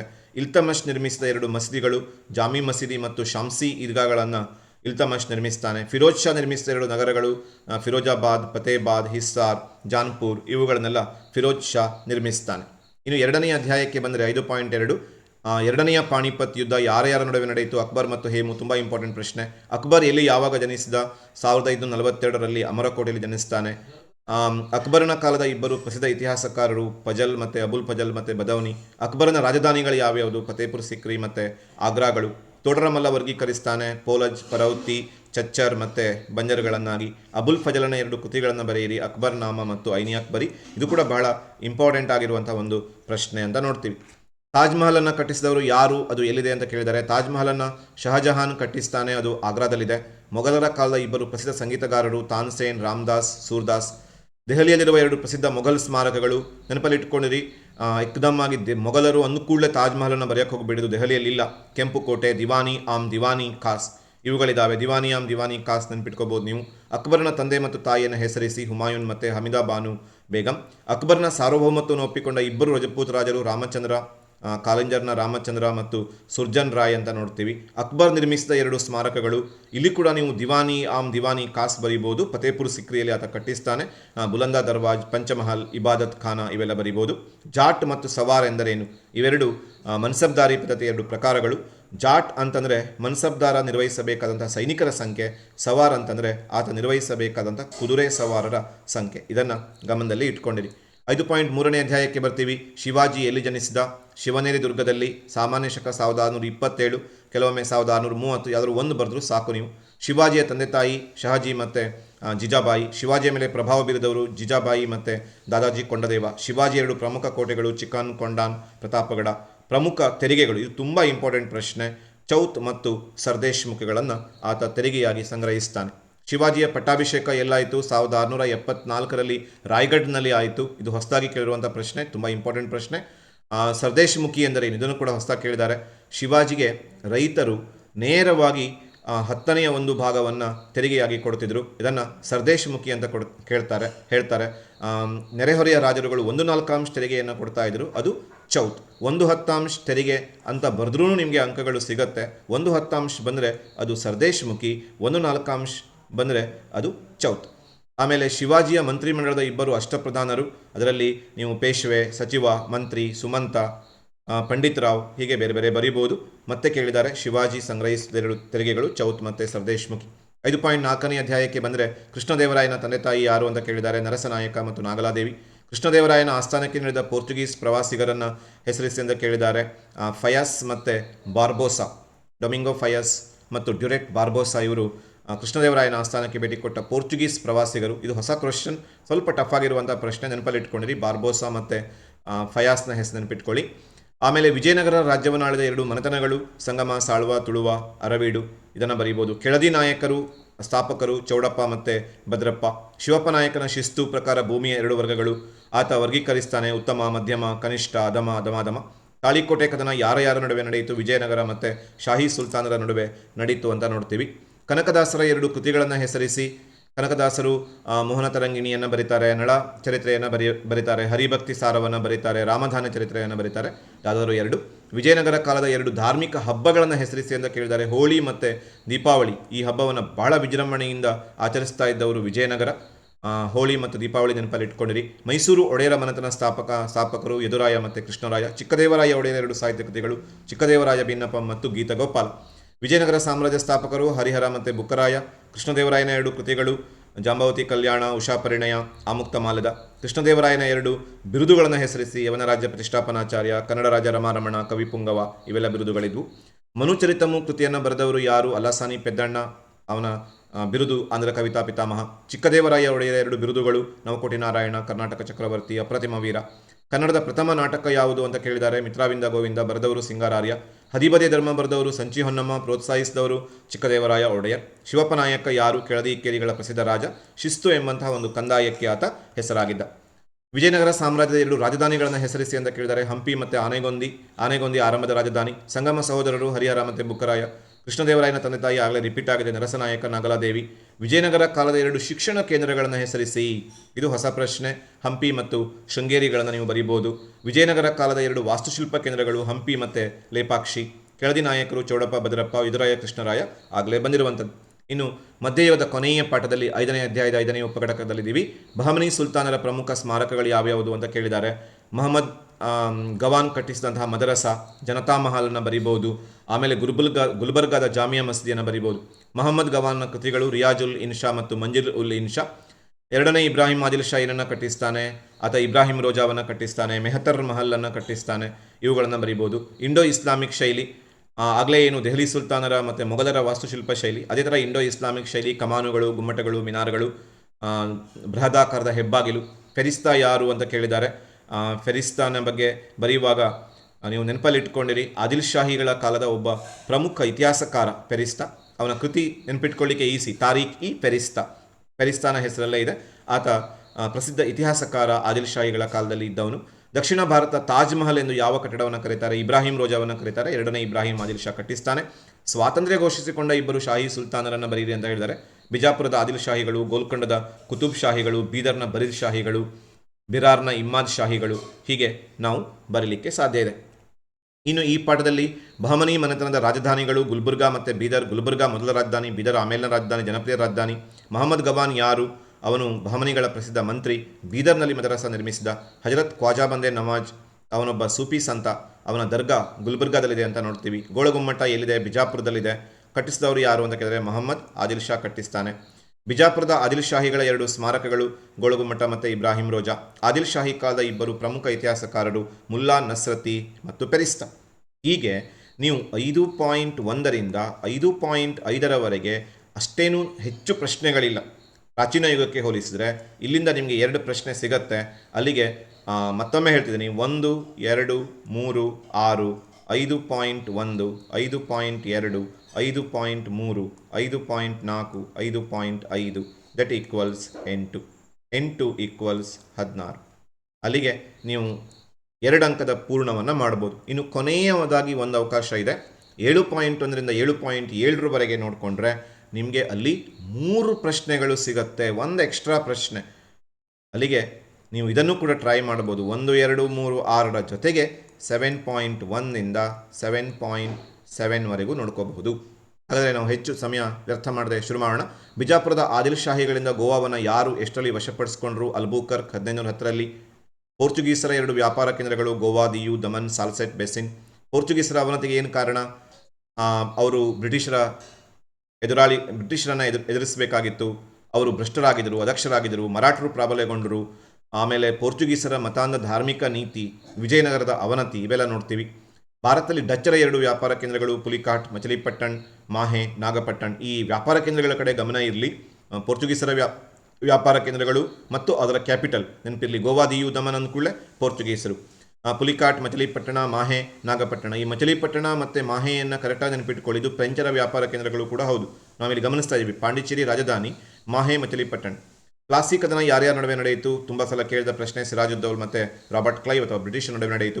ಶ್ರೀರಂಗಪಟ್ಟಣ ಒಪ್ಪಂದದ ಕರಾರುಗಳು ಟಿಪ್ಪುವಿಗೆ ತುಂಬ ಅವಮಾನಕಾರಿಯಾಗಿತ್ತು. ಟಿಪ್ಪು ಅರ್ಧ ರಾಜ್ಯ ಕೊಡಬೇಕು, 330 ಲಕ್ಷ ಪರಿಹಾರ ಕೊಡಬೇಕು, ಪರಿಹಾರ ಕೊಡುವವರೆಗೆ ತನ್ನಿಬ್ಬರು ಮಕ್ಕಳನ್ನು ಒತ್ತೆ ಇಡಬೇಕು. ಇದನ್ನು MCQದಲ್ಲಿ ಕೂಡ ಕೇಳಿಯೋದನ್ನು ಗಮನಿಸ್ತೀವಿ. ಶ್ರೀರಂಗಪಟ್ಟಣ ಒಪ್ಪಂದಕ್ಕೆ ಸಂಬಂಧಪಟ್ಟಂತೆ ಯಾವುದು ತಪ್ಪಾಗಿರುತ್ತೆ ಅಥವಾ ಯಾವುದು ಸರಿಯಾಗಿರುತ್ತೆ ಅಂತ. ದತ್ತುಪುತ್ರನಿಗೆ ಹಕ್ಕಿಲ ನೀತಿಯಂತೆ ವಶಪಡಿಸಿಕೊಂಡ 2 ಭಾರತೀಯ ರಾಜ್ಯಗಳು ಸತಾರಾ, ಝಾನ್ಸಿ, ಜೈಪುರ್, ಉದಯ್ಪುರ್, ಸಂಬಲ್ಪುರ್. ಸಹಾಯಕ ಸೈನ್ಯ ಪದ್ಧತಿಯನ್ನು ಒಪ್ಪಿದ 2 ದೇಶೀಯ ರಾಜ್ಯಗಳು ಹೈದರಾಬಾದ್ ಮತ್ತು ಮೈಸೂರು. ಮೊದಲು ಹೈದರಾಬಾದ್, ಆಮೇಲೆ ಮೈಸೂರು. ವ್ಯಾಪಾರಕ್ಕಾಗಿ ಭಾರತಕ್ಕೆ ಬಂದ 2 ಯುರೋಪಿಯನರು ಪೋರ್ಚುಗೀಸರು, ಡಚ್ಚರು, ಫ್ರೆಂಚರು, ಬ್ರಿಟಿಷರು. ಫ್ರೆಂಚ್ ಸಾಮ್ರಾಜ್ಯ ಸ್ಥಾಪನೆಗಾಗಿ ಪ್ರಯತ್ನಿಸಿದ 2 ಗವರ್ನರ್ಗಳು ಡುಪ್ಲೆ ಮತ್ತು ಕೌಂಟ್ ಡಿ ಲ್ಯಾಲಿ. ಭಾರತದಲ್ಲಿ ಬ್ರಿಟಿಷರ ವ್ಯಾಪಾರ ಕೇಂದ್ರಗಳು ಕಲ್ಕತ್ತಾ, ಮದ್ರಾಸ್, ಮುಂಬೈ. ಕಪ್ಪು ಕೋಣೆ ದುರಂತ ಎಂದರೇನು? ಇದು ಹೊಸ ಪ್ರಶ್ನೆ, ಇಂಪಾರ್ಟೆಂಟ್ ಆಗಿರೋ ಪ್ರಶ್ನೆ ಕೂಡ ಹೌದು. ಸಿರಾಜುದ್ದೌಲ್ ಕಲ್ಕತ್ತಾ ಕೋಟೆಯ ಮೇಲೆ ಆಕ್ರಮಣ ಮಾಡಿದಾಗ 146 ಬ್ರಿಟಿಷರನ್ನ ಸೆರೆ ಹಿಡಿತಾನೆ. ಅವರನ್ನು ಒಂದು ಚಿಕ್ಕ ಕೋಣೆಯಲ್ಲಿ ಕೂಡ ಹಾಕ್ತಾನೆ. ರಾತ್ರಿ ಬೆಳಗಾಗೋದ್ರೊಳಗೆ 123 ಜನ ಅದರಲ್ಲಿ ಸತ್ತೋಗ್ತಾರೆ. 23 ಜನ ಮಾತ್ರ ಬದುಕುಳಿತಾರೆ. ಈ ಘಟನೆಯನ್ನೇ ಬ್ಲ್ಯಾಕ್ ಹೋಲ್ ಟ್ರೆಜಡಿ ಅಥವಾ ಕಪ್ಪು ಕೋಣೆ ದುರಂತ ಅಂತ ಕರೀತಾರೆ. ಇನ್ನು ಬಕ್ಸಾರ್ ಕದನ ಯಾರ ನಡುವೆ ನಡೆಯಿತು? ಮೀರ್ ಕಾಸಿಂ ಮತ್ತು ಬ್ರಿಟಿಷರ ನಡುವೆ ನಡೆಯಿತು. ಪ್ಲಾಸಿ ಕದನ ಸಿರಾಜುದ್ದೌಲ್ ಮತ್ತು ಬ್ರಿಟಿಷರು, ಬಕ್ಸಾರ್ ಕದನ ಮೀರ್ ಕಾಸಿಂ ಮತ್ತು ಬ್ರಿಟಿಷರ ನಡುವೆ ನಡೆಯಿತು. ಸಹಾಯಕ ಸೈನ್ಯ ಪದ್ಧತಿಯನ್ನು ಯಾರು ಯಾವಾಗ ಜಾರಿಗೆ ತಂದರು? ತುಂಬ ಇಂಪಾರ್ಟೆಂಟ್ ಪ್ರಶ್ನೆ. ಲಾರ್ಡ್ ವೆಲ್ಲೆಸ್ಲಿ ಜಾರಿಗೆ ತರ್ತಾನೆ. 1798ರಲ್ಲಿ ಇದನ್ನು ಜಾರಿಗೆ ತರ್ತಾನೆ. ಸಹಾಯಕ ಸೈನ್ಯ ಪದ್ಧತಿಯ 2 ನಿಬಂಧನೆಗಳನ್ನು ಹೆಸರಿಸಿ. ಒಪ್ಪಿಕೊಂಡಂತಹ ದೇಶೀಯ ರಾಜ ತನ್ನ ರಕ್ಷಣೆಗಾಗಿ ಬ್ರಿಟಿಷ್ ಸೈನ್ಯವನ್ನು ಇಟ್ಕೋಬೇಕು, ಅದರ ಸಂಪೂರ್ಣ ಖರ್ಚು ವೆಚ್ಚವನ್ನು ಭರಿಸಬೇಕು. ಒಂದು ವೇಳೆ ಅದನ್ನು ಭರಿಸಲಿಕ್ಕಾಗಲಿಲ್ಲ ಅಂದರೆ ತನ್ನ ಸಾಮ್ರಾಜ್ಯದ ಒಂದು ಭಾಗವನ್ನು ಬಿಟ್ಕೊಡಬೇಕು, ರೆಸಿಡೆಂಟನ ಕಚೇರಿಯನ್ನು ಸ್ಥಾಪನೆ ಮಾಡಬೇಕು. ಇವೆಲ್ಲ ಹೌದು. ದತ್ತುಪುತ್ರನಿಗೆ ಹಕ್ಕಿಲ್ಲ ನೀತಿ ಎಂದರೆ ಏನು ಅಂತ ಕೇಳಿದ್ದಾರೆ. ಇದು ಹೊಸ ಪ್ರಶ್ನೆ. ಒಬ್ಬ ದೇಶೀಯ ರಾಜ, ಬ್ರಿಟಿಷ್ ಅಧೀನಕ್ಕೆ ಒಳಪಟ್ಟಂತಹ ಒಬ್ಬ ದೇಶೀಯ ರಾಜ ಗಂಡು ಮಕ್ಕಳಿಲ್ಲದೆ ಸತ್ತರೆ ಅಥವಾ ಸ್ವಾಭಾವಿಕ ವಾರಸುದಾರ ಇಲ್ಲದೆ ಸತ್ತರೆ ಅವನ ದತ್ತುಪುತ್ರನಿಗೆ ಯಾವುದೇ ಅಧಿಕಾರ ಇರುವುದಿಲ್ಲ. ಅವನು ದತ್ತು ತಗೋಬಹುದು, ಬಟ್ ದತ್ತುಪುತ್ರನಿಗೆ ಅಧಿಕಾರ ಇರುವುದಿಲ್ಲ. ಆ ರಾಜ್ಯ ಬ್ರಿಟಿಷರ ವಶವಾಗುತ್ತದೆ ಅನ್ನುವುದೇ ಈ ದತ್ತುಪುತ್ರನಿಗೆ ಹಕ್ಕಿಲ್ಲ ಎಂಬ ನೀತಿ. ಅರ್ಥ ಇಷ್ಟೇ, ದೇಶೀಯ ರಾಜ ಸ್ವಾಭಾವಿಕ ವಾರಸುದಾರ ಇಲ್ಲದೆ ಮರಣ ಹೊಂದಿದಾಗ ಅವನ ದತ್ತುಪುತ್ರನಿಗೆ ಯಾವುದೇ ಅಧಿಕಾರ ಇರುವುದಿಲ್ಲ ಮತ್ತು ಆ ರಾಜ್ಯ ಬ್ರಿಟಿಷರಿಗೆ ಸೇರ್ಪಡೆಯಾಗತ್ತೆ. ಇದನ್ನು ನೆನಪಲ್ಲಿಟ್ಕೊಂಡಿರಿ. 2ನೇ ಅಧ್ಯಾಯಕ್ಕೆ ಬರೋಣ. 7ನೇ ಅಧ್ಯಾಯದ 2ನೇ ಉಪಘಟಕ, ಭಾರತ ಪ್ರಥಮ ಸ್ವಾತಂತ್ರ್ಯ ಸಂಗ್ರಾಮದ ತತ್ಕ್ಷಣದ ಕಾರಣ. ಸುಲಭವಾಗಿ ನೀವು ಎನ್ಫೀಲ್ಡ್ ಬಂದೂಕು, ಆ ಎನ್ಫೀಲ್ಡ್ ಬಂದೂಕಿಗೆ ಎನ್ಫೀಲ್ಡ್ ಬಂದೂಕಿಗೆ ತುಂಬುವಂತಹ ತೋಟಗಳಿಗೆ ಹಂದಿ ಮತ್ತು ದನದ ಕೊಬ್ಬನ್ನು ಸವರಿದ್ದಾರೆ ಎನ್ನುವಂಥ ಒಂದು ವದಂತಿ ಹಬ್ಬಿತು. ಹಂದಿ ಮುಸ್ಲಿಮರಿಗೆ ನಿಷಿದ್ಧ, ಹಸು ಹಿಂದೂಗಳಿಗೆ ಪವಿತ್ರ. ಹಾಗೆ ಅವರಿಬ್ಬರೂ ಕೂಡ ಈ ಹೊಸ ಬಂದೂಕನ್ನು ಬಳಸೋದಕ್ಕೆ ಒಪ್ಕೊಳ್ಳಲ್ಲ, ಪ್ರತಿಭಟಿಸ್ತಾರೆ. ಆದರೆ ಬ್ರಿಟಿಷರು ಅದನ್ನು ಬಳಸಲೇಬೇಕು ಅಂತ ಒತ್ತಾಯಿಸ್ತಾರೆ. ಇದರಿಂದ ದಂಗೆ ಶುರುವಾಯಿತು ಅಂತ. ದಂಗೆಯ ವಿಫಲತೆಗೆ 2 ಕಾರಣಗಳು. ದಂಗೆ ನಿಗದಿತ ಸಮಯಕ್ಕಿಂತ ಮೊದಲೇ ಆರಂಭ ಆಯಿತು. ರಾಷ್ಟ್ರವ್ಯಾಪಿ ಆಗಿರಲಿಲ್ಲ, ಸೂಕ್ತ ನಾಯಕರಿರಲಿಲ್ಲ, ಶಸ್ತ್ರಾಸ್ತ್ರಗಳ ಕೊರತೆ ಇತ್ತು. ಆಮೇಲೆ ಅನೇಕ ದೇಶೀಯ ದೊರೆಗಳು ಸಹಾಯ ಮಾಡ್ತಾರೆ. ಉದಾಹರಣೆಗೆ ಸಿಖ್ಖರು, ಹೈದರಾಬಾದಿನ ನಿಜಾಮ, ಕಾಶ್ಮೀರದ ಮಹಾರಾಜ, ಪಟಿಯಾಲದ ನವಾಬ ಇವರೆಲ್ಲ ಬ್ರಿಟಿಷರಿಗೆ ಸಹಾಯ ಮಾಡ್ತಾರೆ.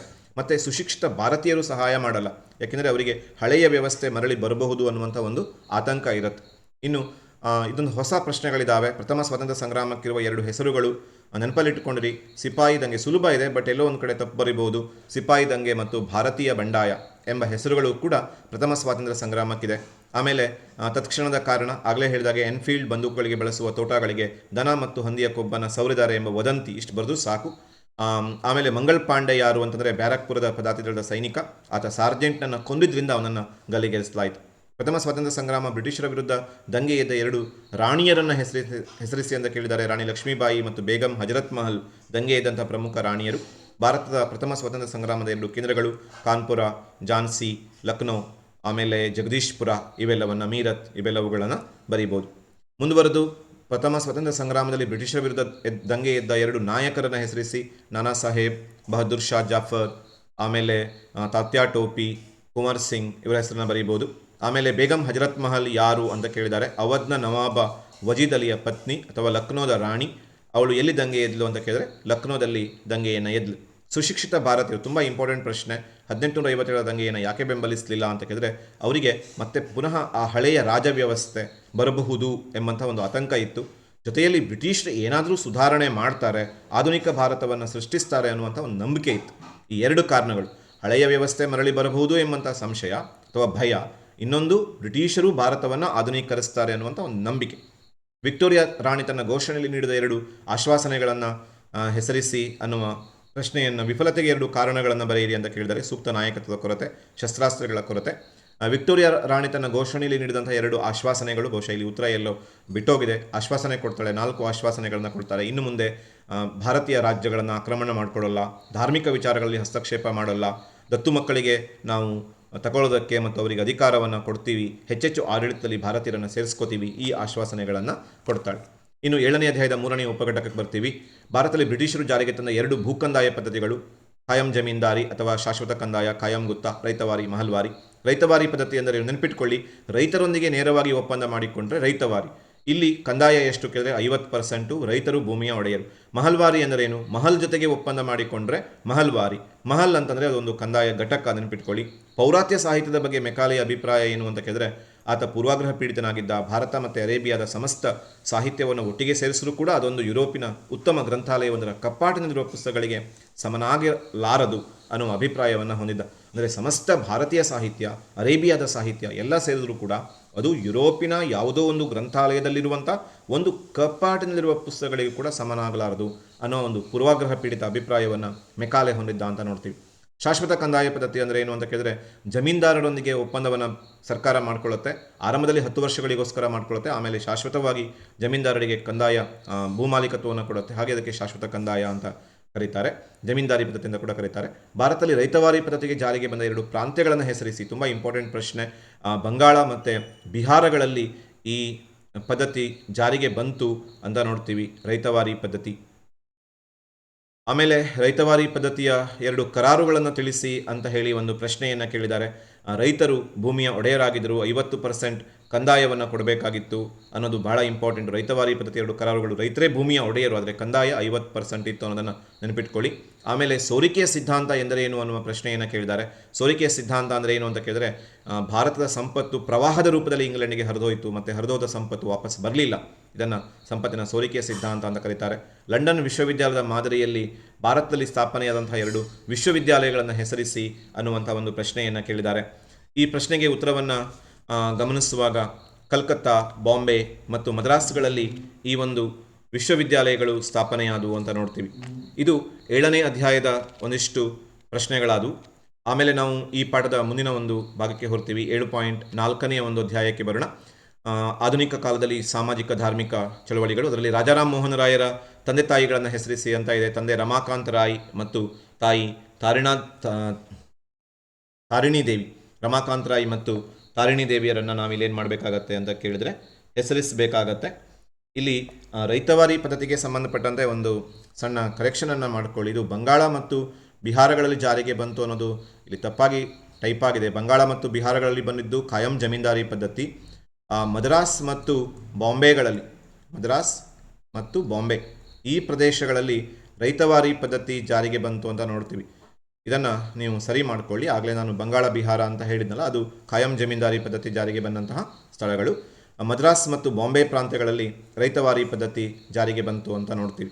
ಈ ಕಡೆ 7ನೇ ಅಧ್ಯಾಯದ 4ನೇ ಉಪಘಟಕಕ್ಕೆ ಬರೋಣ. ರಾಜಾರಾಮ್ ಮೋಹನ್ ರಾಯರ ತಂದೆ ತಾಯಿಗಳನ್ನು ಹೆಸರಿಸಿ ಅಂತ ಇದೆ. ರಾಜಾರಾಮ್ ಮೋಹನ್ ರಾಯರ ತಂದೆ ತಾಯಿಗಳಲ್ಲಿ ತಂದೆ ರಮಾಕಾಂತ್ ರಾಯ್ ಮತ್ತು ತಾಯಿ ತಾರಿಣಿ ದೇವಿ.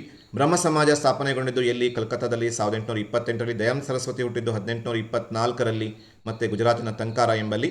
ದಯಾನಂದ ಸರಸ್ವತಿಯವರ ತಂದೆ ತಾಯಿ ಕೃಷ್ಣಾಜಿ ತಿವಾರಿ ಮತ್ತು ತಾಯಿ ಯಶೋದಾಬಾಯಿ. ಆರ್ಯ ಸಮಾಜ ಬಾಂಬೆಯಲ್ಲಿ ಸ್ಥಾಪನೆಯಾಗುತ್ತೆ 1875ರಲ್ಲಿ.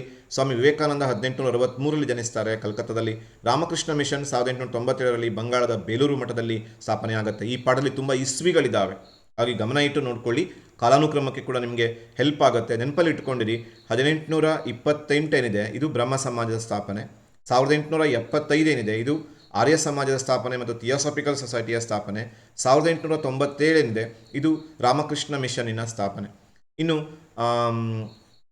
ಜನಿಸಿದಂತಹ ವರ್ಷಗಳು, ಸ್ವಾಮಿ ದಯಾನಂದ ಸರಸ್ವತಿ ಜನಿಸಿದ್ದು 1824ರಲ್ಲಿ. ಅಂದರೆ ಬ್ರಹ್ಮ ಸಮಾಜ ಸ್ಥಾಪನೆಯಾಗುವಾಗ ದಯಾನಂದ ಸರಸ್ವತಿಯವರಿಗೆ 4 ವರ್ಷ. ಇದನ್ನು ನೆನಪಲ್ಲಿ ಇಟ್ಕೊಂಡಿರಿ. ಇನ್ನು ವಿವೇಕಾನಂದರು ಜನಿಸಿದ್ದು 1863ರಲ್ಲಿ ಅವರು ಜನಿಸ್ತಾರೆ ಅನ್ನೋದನ್ನು ಗಮನದಲ್ಲಿ ಇಟ್ಕೊಂಡಿರಿ. ಇವಿಷ್ಟು ಇಸ್ವಿಗಳಿದ್ದಾವೆ, ತುಂಬ ಇಸ್ವಿಗಳ ಕಡೆ ಒಂಚೂರು ಗಮನ ಇರಲಿ. ಆಮೇಲೆ ಸ್ವಾಮಿ ವಿವೇಕಾನಂದರು ಹೊರಡಿಸಿದ 2 ಪತ್ರಿಕೆಗಳು ತುಂಬ ಇಂಪಾರ್ಟೆಂಟ್ ಪ್ರಶ್ನೆ. ಪ್ರಬುದ್ಧ ಭಾರತ ಮತ್ತು ಉದ್ಬೋಧನ. ಥಿಯೋಸಾಫಿಕಲ್ ಸೊಸೈಟಿಯನ್ನು ಸ್ಥಾಪಿಸಿದವರು ಯಾರು? ಮೇಡಮ್ ಬ್ಲಾವಟಸ್ಕಿ ಮತ್ತು ಕರ್ನಲ್ ಆಲ್ಕಾಟ್ ಸ್ಥಾಪನೆ ಮಾಡ್ತಾರೆ. ಅದರ ಶಾಖೆಯನ್ನು ಅನಿ ಬೆಸೆಂಟ್ ನಮ್ಮ ದೇಶದಲ್ಲಿ ಆರಂಭಿಸ್ತಾರೆ, ಅಡಿಯಾರ್ನಲ್ಲಿ. ರಾಜಾರಾಮ್ ಮೋಹನ್ ರಾಯರು ಎಲ್ಲಿ ಯಾವಾಗ ಜನಿಸಿದರು? ಇಲ್ಲಿ ಮತ್ತೆ ನಿಮಗೆ ಇನ್ನೊಂದು ಇಸ್ವಿ ಸಿಗುತ್ತೆ. 1772ರಲ್ಲಿ ಬಂಗಾಳದ ರಾಧಾನಗರದಲ್ಲಿ ಜನಿಸ್ತಾರೆ. ನೋಡಿ, ಅಲ್ಲಿಗೆ 1772 ರಾಜಾರಾಮ್ ಮೋಹನ್ ರಾಯರು, 1824 ದಯಾನಂದ ಸರಸ್ವತಿ ಅವರು, 1863 ಸ್ವಾಮಿ ವಿವೇಕಾನಂದರು. ರಾಜಾರಾಮ್ ಮೋಹನ್ ರಾಯರು ಪ್ರಕಟಿಸಿದ ಪತ್ರಿಕೆಗಳು ಮತ್ತು ಅದು ಯಾವ ಭಾಷೆಯಲ್ಲಿದೆ? ಸಂವಾದ ಕೌಮುದಿ ಬಂಗಾಳಿ ಭಾಷೆ. ವಿವೇಕಾನಂದರ ತಂದೆ ತಾಯಿ ವಿಶ್ವನಾಥ ದತ್ತ ಮತ್ತು ಭುವನೇಶ್ವರಿ ದೇವಿ. ಆಮೇಲೆ ಯಾಕೆ ವಿವೇಕಾನಂದರನ್ನು ರಾಷ್ಟ್ರಪ್ರೇಮಿ ಸಂತ ಅಂತ ಕರೀತಿದ್ರು? ಇದು ತುಂಬ ಇಂಪಾರ್ಟೆಂಟ್ ಆಗಿರೋ ಪ್ರಶ್ನೆ ಆಗಿರುತ್ತೆ. ಅವರ ಭಾಷಣಗಳನ್ನು ಗಮನಿಸಿ, ಅವರ ಬರವಣಿಗೆಗಳನ್ನು ಗಮನಿಸಿ, ಅದು ಸ್ವಾಭಿಮಾನದಿಂದ ಕೂಡಿರುತ್ತಿತ್ತು, ಜೊತೆಯಲ್ಲಿ ರಾಷ್ಟ್ರಾಭಿಮಾನದಿಂದ ಕೂಡಿರ್ತಿತ್ತು. 2 ಶಬ್ದಗಳು ಬರಬೇಕು. ಅವರ ಭಾಷಣ, ಅವರ ಬರವಣಿಗೆ ಸ್ವಾಭಿಮಾನದಿಂದ ಕೂಡಿರುತ್ತಿತ್ತು ಮತ್ತು ರಾಷ್ಟ್ರಾಭಿಮಾನದಿಂದ ಕೂಡಿರುತ್ತಿತ್ತು. ಹಾಗಾಗಿ ಅವರಿಗೆ ರಾಷ್ಟ್ರಪ್ರೇಮಿ ಸಂತ, ಜೊತೆಗೆ ರಾಷ್ಟ್ರೀಯತೆಯನ್ನು ಬೆಳೆಸುವಲ್ಲಿ ಪ್ರಮುಖ ಪ್ರಭಾವವನ್ನು ಬೀರಿದ್ರಿಂದ ಅವರನ್ನು ರಾಷ್ಟ್ರಪ್ರೇಮಿ ಸಂತ ಅಂತ ಕರೀತಾರೆ. ಸ್ವಲ್ಪ ಗಮನ ಇಟ್ಟು ನೀವು ನೋಡ್ಕೋಬೇಕು. ಯಾಕಂದರೆ ನಿಮಗೆ ಒಂದು ವೇಳೆ ವಿವೇಕಾನಂದರ ವ್ಯಕ್ತಿತ್ವ 5 ಮಾರ್ಕ್ಸ್ ಸಿಕ್ಕಿದ್ರು ನಿಮಗೆ ಇದನ್ನು ಬರೀಬೇಕಾಗತ್ತೆ. ಅವರ ಭಾಷಣ ಮತ್ತು ಬರವಣಿಗೆಗಳು ಸ್ವಾಭಿಮಾನದಿಂದ ಕೂಡಿದ್ವು, ರಾಷ್ಟ್ರಪ್ರೇಮದಿಂದ ಕೂಡಿದ್ವು, ರಾಷ್ಟ್ರೀಯತೆಯನ್ನು ಬೆಳೆಸಿದ್ವು. ಹಾಗೆ ಅವರನ್ನು ರಾಷ್ಟ್ರಪ್ರೇಮಿ ಸಂತ ಅಂತ ಹೇಳಿ ಕರೀತಾರೆ. 7ನೇ ಅಧ್ಯಾಯದ 5ನೇ ಉಪಘಟಕ. ಕೆಲವೊಂದು ಇಂಪಾರ್ಟೆಂಟ್ ಪ್ರಶ್ನೆಗಳು ಈ ಅಧ್ಯಾಯದಲ್ಲಿ ಇದ್ದಾವೆ. ಅದರಲ್ಲಿ ಮೈಸೂರಿನ 2 ಪ್ರಮುಖ ಕಮಿಷನರ್ಗಳು ಯಾರ್ಯಾರು, ಮೈಸೂರಿನ 2 ದಿವಾನರು ಯಾರ್ಯಾರು. ಕಮಿಷನರ್ ಕೇಳಿದಾಗ ನಾವು ಕಬ್ಬನ್ ಬೌರಿಂಗ್, ದಿವಾನ್ ಕೇಳಿದಾಗ ವಿಶ್ವೇಶ್ವರಯ್ಯ ಮತ್ತು ಮಿರ್ಜಾ ಇಸ್ಮಾಯಿಲ್ ಬರೀಬೇಕು. ಕಬ್ಬನನ 2 ಸುಧಾರಣೆಗಳು ರಾಜಧಾನಿಯನ್ನು ಮೈಸೂರಿಂದ ಬೆಂಗಳೂರಿಗೆ ವರ್ಗಾಯಿಸಿದ್ದು, ಭಾಳ ಇಂಪಾರ್ಟೆಂಟ್ ಅದು, ಮೈಸೂರಿಂದ ಬೆಂಗಳೂರಿಗೆ ವರ್ಗಾಯಿಸಿದ್ದು. ಆಮೇಲೆ ಕರ್ನಾಟಕದ ಮೊದಲ ರೈಲು ಮಾರ್ಗ ಬೆಂಗಳೂರು ಮತ್ತು ಜೋಲಾರ್ಪೇಟೆ ನಡುವೆ ನಿರ್ಮಾಣ ಆಯಿತು 1859ರಲ್ಲಿ. ಬೌರಿಂಗನ 2 ಆಡಳಿತಾತ್ಮಕ ಸುಧಾರಣೆಗಳು, ಆತ ಶಿಕ್ಷಣ ಇಲಾಖೆಯನ್ನು, ಪೊಲೀಸ್ ಇಲಾಖೆಯನ್ನು, ನ್ಯಾಯಾಂಗ ಇಲಾಖೆಯನ್ನೆಲ್ಲ ಸುಧಾರಿಸ್ತಾನೆ, ಸಾರ್ವಜನಿಕ ಶಿಕ್ಷಣ ಇಲಾಖೆಯನ್ನು ಸ್ಥಾಪಿಸ್ತಾನೆ. ಮೈಸೂರಿನ 2 ಪ್ರಮುಖ ದಿವಾನರು ವಿಶ್ವೇಶ್ವರಯ್ಯ ಮತ್ತು ಮಿರ್ಜಾ ಇಸ್ಮಾಯಿಲ್. ವಿಶ್ವೇಶ್ವರಯ್ಯನವರ ತಂದೆ ತಾಯಿ ಶ್ರೀನಿವಾಸ ಶಾಸ್ತ್ರಿ ಮತ್ತು ವೆಂಕಟ ಲಕ್ಷ್ಮಮ್ಮ. ವಿಶ್ವೇಶ್ವರಯ್ಯನವರು ರಚಿಸಿದ 2 ಕೃತಿಗಳು ಭಾರತಕ್ಕಾಗಿ ಯೋಜಿತ ಅರ್ಥವ್ಯವಸ್ಥೆ, planned economy for India, rapid development of industries, memoirs of my working life, reconstructing India. ಹೀಗೆ ಹಲವಾರು ಕೃತಿಗಳನ್ನು ವಿಶ್ವೇಶ್ವರಯ್ಯ ಬರೀತಾರೆ. ಮಿರ್ಜಾ ಇಸ್ಮಾಯಿಲ್ ಸ್ಥಾಪಿಸಿದ 2 ಕೈಗಾರಿಕೆಗಳು, ಮಂಡ್ಯದಲ್ಲಿ ಸಕ್ಕರೆ ಕೈಗಾರಿಕೆ, ಬೆಳಗೊಳದಲ್ಲಿ ರಸಗೊಬ್ಬರ ಕೈಗಾರಿಕೆ, ಬೆಂಗಳೂರಿನಲ್ಲಿ HAL, ಶಿವಮೊಗ್ಗದಲ್ಲಿ ಬೆಂಕಿಕಡ್ಡಿ, ಭದ್ರಾವತಿಯಲ್ಲಿ ಕಾಗದ, ಇವೆಲ್ಲವನ್ನು ಹೆಸರಿಸಬಹುದು. ಮೈಸೂರು ರಾಜ್ಯದ ಪ್ರಥಮ ರೈಲು ಮಾರ್ಗ ಹಾಕಿದವರು ಕಬ್ಬನ್ ಅಂತ ನೋಡ್ತೀವಿ, 1859ರಲ್ಲಿ ಬೆಂಗಳೂರು ಜೋಲಾರ್ಪೇಟೆ ನಡುವೆ. ಸರ್ ಎಂ ವಿಶ್ವೇಶ್ವರಯ್ಯನವರು ಎಲ್ಲಿ ಜನಿಸಿದರು, ಯಾವಾಗ ಜನಿಸಿದರು ಅಂತ ಕೇಳಿದ್ದಾರೆ. ಅವರು ಮುದ್ದೇನಹಳ್ಳಿಯಲ್ಲಿ ಜನಿಸ್ತಾರೆ, 1861ರಲ್ಲಿ ಜನಿಸ್ತಾರೆ ವಿಶ್ವೇಶ್ವರಯ್ಯ. 1863ರಲ್ಲಿ ವಿವೇಕಾನಂದ ಜನಿಸ್ತಾರೆ. ಅಲ್ಲಿಗೆ ವಿವೇಕಾನಂದ ಜನಿಸಿದಾಗ ವಿಶ್ವೇಶ್ವರಯ್ಯನವರಿಗೆ 2 ವರ್ಷ ಆಗಿತ್ತು ಅನ್ನೋದನ್ನು ಕೂಡ ನೀವು ನೆನಪಿಟ್ಕೊಂಡಿರ್ಬೋದು. ಮೈಸೂರು ಬ್ಯಾಂಕನ್ನು ಯಾರು ಯಾವ ವರ್ಷ ಸ್ಥಾಪಿಸಿದರು, ಸರ್ ಎಂ ವಿಶ್ವೇಶ್ವರಯ್ಯ. ಮೈಸೂರು ಬ್ಯಾಂಕನ್ನು 1913ರಲ್ಲಿ ಆರಂಭಿಸ್ತಾರೆ. ಮೈಸೂರು ವಿಶ್ವವಿದ್ಯಾಲಯವನ್ನು ಸರ್ ಎಂ ವಿಶ್ವೇಶ್ವರಯ್ಯ 1916ರಲ್ಲಿ ಆರಂಭಿಸ್ತಾರೆ. ಕನ್ನಡ ಸಾಹಿತ್ಯ ಪರಿಷತ್ತನ್ನು 1915. ಈ ಇಸ್ವಿ ಕಡೆ ಗಮನ ಇರಲಿ. 1913 ಮೈಸೂರು ಬ್ಯಾಂಕು, 1915 ಕನ್ನಡ ಸಾಹಿತ್ಯ ಪರಿಷತ್ತು, 1916 ಮೈಸೂರು ವಿಶ್ವವಿದ್ಯಾಲಯ. ಭಾರತ ರತ್ನ ಪ್ರಶಸ್ತಿ ಪಡೆದ ಮೊದಲ ಕನ್ನಡಿಗ ಯಾರು, ಯಾವ ವರ್ಷ ಅಂತ ಕೇಳಿದರೆ ಸರ್ ಎಂ ವಿಶ್ವೇಶ್ವರಯ್ಯ 1955ರಲ್ಲಿ ಅವರು ಭಾರತ ರತ್ನ ಪ್ರಶಸ್ತಿಯನ್ನು ಗಳಿಸ್ಕೋತಾರೆ. ಸರ್ ಮಿರ್ಜಾ ಇಸ್ಮಾಯಿಲ್ ಯಾವ 2 ನಗರಗಳು, ಬೆಂಗಳೂರು ಮತ್ತು ಮೈಸೂರು.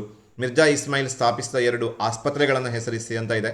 ಮಿರ್ಜಾ ಇಸ್ಮಾಯಿಲ್ ಸ್ಥಾಪಿಸಿದಂತಹ 2 ಆಸ್ಪತ್ರೆಗಳು, ಅದರಲ್ಲಿ ಬಹಳ ಮುಖ್ಯವಾಗಿ ಬೆಂಗಳೂರಿನ ನಿಮಾನ್ಸ್ ಮತ್ತು ವಾಣಿ ವಿಲಾಸ ಹೆರಿಗೆ ಆಸ್ಪತ್ರೆ, ಮೈಸೂರು ಮೆಗಾನ್ ಆಸ್ಪತ್ರೆ, ಶಿವಮೊಗ್ಗ, ಇವುಗಳನ್ನು ನೆನಪಿಟ್ಕೋಬಹುದು.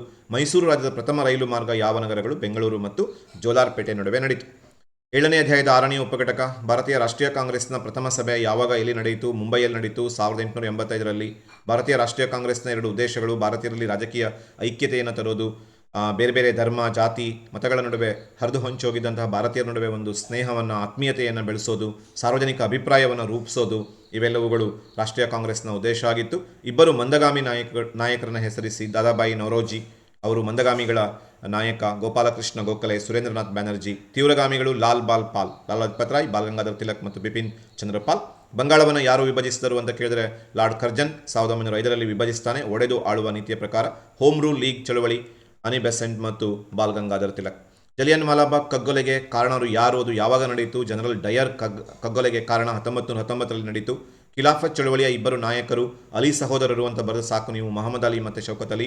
ಮೌಲಾನಾ ಆಜಾದ್, ಹಕೀಂ ಮಿರ್ಜಾ, ಇವರ ಹೆಸರುಗಳನ್ನು ಕೂಡ ನೀವು ಏನು ಮಾಡ್ಬೋದು ಹೇಳಿ, ಹಕೀಂ ಮಿರ್ಜಾ ಅಲ್ಲ ಅನ್ಸುತ್ತೆ, ನೀವು ಅಲಿ ಸಹೋದರರು ಮತ್ತು ಮೌಲಾನಾ ಆಜಾದ್ ಇವರ ಹೆಸರುಗಳನ್ನು ನೀವು ಬರ್ಕೊಂಡ್ರೆ ಸಾಕು. ಆಮೇಲೆ ಸ್ವರಾಜ್ ಪಕ್ಷವನ್ನು ಸ್ಥಾಪಿಸಿದವರು ಯಾರು, ಚಿತ್ತರಂಜನ್ ದಾಸ್ ಮತ್ತು ಮೋತಿಲಾಲ್ ನೆಹರೂರವರು ಈ ಸ್ವರಾಜ್ ಪಕ್ಷವನ್ನು ಆರಂಭಿಸ್ತಾರೆ ಅಂತ ನೋಡ್ತೀವಿ. ಯಾವಾಗ ಅಸಹಕಾರ ಚಳುವಳಿಯನ್ನು ವಾಪಸ್ ತಗೊಂಡ್ರೋ ಗಾಂಧೀಜಿಯವರು, ಆಗ ಸ್ವರಾಜ್ ಪಕ್ಷ ಸ್ಥಾಪನೆಯಾಗುತ್ತೆ CR ದಾಸ್ ಮತ್ತು ಮೋತಿಲಾಲ್ ನೆಹರು ಅವರಿಂದ. ಯಾವ ಕಾಂಗ್ರೆಸ್ ಅಧಿವೇಶನ ಪೂರ್ಣ ಸ್ವರಾಜ್ಯವೇ ನನ್ನ ಗುರಿ ಅಂತ ಘೋಷಿಸಿತು. ಲಾಹೋರ್ ಕಾಂಗ್ರೆಸ್ ಅಧಿವೇಶನ 1929ರಲ್ಲಿ ಸಂಪೂರ್ಣ ಸ್ವರಾಜ್ಯವನ್ನು ಘೋಷಣೆ ಮಾಡುತ್ತೆ.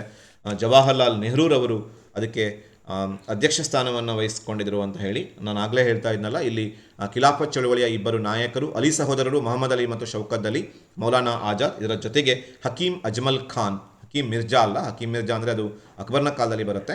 ಹಕೀಂ ಅಜ್ಮಲ್ ಖಾನ್ ಇವರ ಹೆಸರನ್ನು ಕೂಡ ನೀವು ಏನು ಮಾಡ್ಬೋದು ಅಂತ ಕೇಳಿದ್ರೆ ಬರೀಬೋದು. ಆಮೇಲೆ ಗಾಂಧೀಜಿ ಉಪ್ಪಿನ ಸತ್ಯಾಗ್ರಹವನ್ನು ಎಲ್ಲಿಂದ ಆರಂಭಿಸಿದರು, ಸಬರಮತಿಯಿಂದ ಆರಂಭಿಸಿದರು. ದಂಡಿಯಲ್ಲಿ ಅದು ಮುಕ್ತಾಯಗೊಂಡಿತು. ಪೂರ್ಣ ಒಪ್ಪಂದಕ್ಕೆ ಸಹಿ ಹಾಕಿದವರು ಗಾಂಧೀಜಿ ಮತ್ತು ಅಂಬೇಡ್ಕರ್ 1932ರಲ್ಲಿ. ಕರ್ನಾಟಕ ಪ್ರದೇಶ ಕಾಂಗ್ರೆಸ್ ಸಮಿತಿಯ ಮೊದಲ ಅಧಿವೇಶನ ಎಲ್ಲಿ ನಡೀತು, ಧಾರವಾಡದಲ್ಲಿ 1920ರಲ್ಲಿ ಗಂಗಾಧರರಾವ್ ದೇಶಪಾಂಡೆ ಅಧ್ಯಕ್ಷತೆಯಲ್ಲಿ. ಗಾಂಧೀಜಿ ಅಧ್ಯಕ್ಷತೆ ವಹಿಸಿದ ಏಕೈಕ ಕಾಂಗ್ರೆಸ್ ಅಧಿವೇಶನ ಎಲ್ಲಿ ನಡೀತು, ಯಾವಾಗ ನಡೀತು, ತುಂಬ ಇಂಪಾರ್ಟೆಂಟ್ ಪ್ರಶ್ನೆ. ಬೆಳಗಾವಿಯಲ್ಲಿ ನಡೀತು 1924ರಲ್ಲಿ.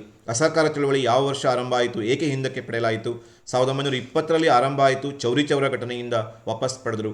ಬಾಲಗಂಗಾಧರ ತಿಲಕರು ಪ್ರಕಟಿಸಿದ 2 ಪತ್ರಿಕೆಗಳು ಕೇಸರಿ ಮತ್ತು ಮರಾಠ. ಮೈಸೂರು ಚಳವಳಿಯನ್ನು ಏಕೆ ಸಂಘಟಿಸಲಾಯಿತು ಅಂತ ಕೇಳಿದ್ರೆ, ಮೈಸೂರಿನಲ್ಲೊಂದು ಜವಾಬ್ದಾರಿ ಸರ್ಕಾರ ಸ್ಥಾಪನೆಯಾಗಬೇಕು, ಚುನಾಯಿತ ಸರ್ಕಾರ ಸ್ಥಾಪನೆ ಆಗಬೇಕು ಅಂತ ಹೇಳಿ ಅದರ ನಾಯಕತ್ವವನ್ನು ವಹಿಸಿಕೊಂಡಿದ್ದವರು KC ರೆಡ್ಡಿ ಆಗಿದ್ದರು ಅಂತ ನೋಡ್ತೀವಿ. ಇನ್ನು ಕೊನೆಯ ಒಂದು ಪಾಠ, ಪ್ರಾಚೀನ ಆಧುನಿಕ ಯುಗದಲ್ಲಿ 7ನೇ ಅಧ್ಯಾಯದ 7ನೇ ಉಪಘಟಕ. ಕರ್ನಾಟಕದ ಏಕೀಕರಣ ಚಳವಳಿಯ ಇಬ್ಬರು ನಾಯಕರನ್ನು ಹೆಸರಿಸಿ. ಆದೂರು ವೆಂಕಟರಾಯರು, S ನಿಜಲಿಂಗಪ್ಪ, ಸರ್ ಸಿದ್ದಪ್ಪ ಕಂಬಳಿ, ದೊಡ್ಡಮೇಟಿ ಅಂದಾನಪ್ಪ ಇವರ ಹೆಸರು ಬರೀಬಹುದು. ರಾಜ್ಯಗಳ ಪುನರ್ರಚನೆಗಾಗಿ ರಚಿಸಲಾದ 2 ಸಮಿತಿಗಳನ್ನು, 3 ಸಮಿತಿಗಳಿದ್ದಾವೆ. ಅದರಲ್ಲಿ ಧಾರ್ ಆಯೋಗ ಇದೆ, JVP ಕಮಿಟಿ ಇದೆ, ಫಜಲ್ ಅಲಿ ಆಯೋಗ ಇದೆ. JVP ಕಮಿಟಿಯ ಸದಸ್ಯರು ಜೆ ಅಂತಂದರೆ ಜವಾಹರ್ಲಾಲ್ ನೆಹರು, ವಿ ಅಂದರೆ ವಲ್ಲಭಭಾಯಿ ಪಟೇಲ್, ಪಿ ಅಂದರೆ ಪಟ್ಟಾಭಿ ಸೀತಾರಾಮಯ್ಯ. ತುಂಬ ಇಂಪಾರ್ಟೆಂಟ್ ಪ್ರಶ್ನೆ, ತುಂಬ ಸಲ ಈ ಪ್ರಶ್ನೆಯನ್ನು ಕೇಳಿದ್ದಾರೆ. JVP ಕಮಿಟಿಯ ಇಬ್ಬರು ಸದಸ್ಯರನ್ನು ಹೆಸರಿಸಿ. ರಾಜ್ಯಗಳ ಪುನರ್ವಿಂಗಡಣೆಗಾಗಿ ನೇಮಕವಾದ 2 ಸಮಿತಿಗಳು, ಇದು ಕೂಡ ಇಂಪಾರ್ಟೆಂಟು. ಧಾರ್ ಆಯೋಗ, JVP ಕಮಿಟಿ ಮತ್ತು ಫಜಲ್ ಅಲಿ ಆಯೋಗ. ಕರ್ನಾಟಕ ಏಕೀಕರಣ ಚಳವಳಿಯ ಸಂದರ್ಭದಲ್ಲಿ 2 ಪತ್ರಿಕೆಗಳು, ವಿಶಾಲ ಕರ್ನಾಟಕ, ಸಂಯುಕ್ತ ಕರ್ನಾಟಕ, ಕರ್ನಾಟಕ ವೃತ್ತ. ಕರ್ನಾಟಕ ಏಕೀಕರಣ ಚಳವಳಿಗೆ ಸ್ಫೂರ್ತಿ ನೀಡಿದ ಇಬ್ಬರು ಕವಿಗಳ ಹೆಸರುಗಳು, ನಮ್ಮ ರಾಷ್ಟ್ರಕವಿ ಕುವೆಂಪು ಅವರ ಹೆಸರನ್ನು, ಮಂಗೇಶ ಪೈ ಅವರ ಹೆಸರನ್ನು ಬರೀಬೋದು. ಶಾಂತಕವಿ ಹೆಸರು BM ಶ್ರೀಕಂಠಯ್ಯ ಹೆಸರು ಬರೀಬೋದು. ಹುಯಿಲಗಳ ನಾರಾಯಣರಾಯ ಹೆಸರನ್ನು ಕೂಡ ಬರೀಬೋದು. ಬೆಳಗಾವಿ ಕಾಂಗ್ರೆಸ್ ಅಧಿವೇಶನ ಯಾವಾಗ ನಡೀತು, ಅದರ ಅಧ್ಯಕ್ಷತೆ ವಹಿಸಿದವರು ಯಾರು? ಮತ್ತೆ ಈ ಪಾಠದಲ್ಲಿ ಕೂಡ ರಿಪೀಟ್ ಆಗಿದೆ. 1924ರಲ್ಲಿ ಗಾಂಧೀಜಿಯವರು ವಹಿಸಿಕೊಂಡಿದ್ರು ಅಂತ ನೋಡ್ತೀವಿ. ಇಲ್ಲಿ ಇಸ್ವಿ ತಪ್ಪಾಗಿದೆ, 1824 ಅಂತ ಹೇಳಿ, ಅದು 1924 ಆಗಬೇಕು, ನೆನಪಲ್ಲಿ ಇಟ್ಕೊಂಡಿರಿ. 1924 ಇವತ್ತಿಗೆ ಸುಮಾರು 102 ವರ್ಷಗಳ ಹಿಂದೆ ಈ ಬೆಳಗಾವಿ ಕಾಂಗ್ರೆಸ್ ಅಧಿವೇಶನ ನಡೆದಿತ್ತು ಅಂತ ನೋಡ್ತೀವಿ. ಗಾಂಧೀಜಿ ಅಧ್ಯಕ್ಷರಾಗಿದ್ದಂಥ ಏಕೈಕ ಸಮ್ಮೇಳನ ಅದು. ಕರ್ನಾಟಕ ಏಕೀಕರಣ ಚಳವಳಿಯ ಪ್ರಮುಖ ನಾಯಕರುಗಳು ಆಗಲೇ ನೋಡಿದಂಗೆ ದೊಡ್ಡಮೇಟಿ ಅಂದಾನಪ್ಪ, ಸರ್ ಸಿದ್ದಪ್ಪ ಕಂಬಳಿ, S ನಿಜಲಿಂಗಪ್ಪ, ಆದೂರು ವೆಂಕಟರಾಯ ಅವರ ಹೆಸರನ್ನು ಬರೀಬೇಕು. ರಾಜ್ಯ ಪುನರ್ವಿಂಗಡಣಾ ಸಮಿತಿಯ ಇಬ್ಬರು ಸದಸ್ಯರು.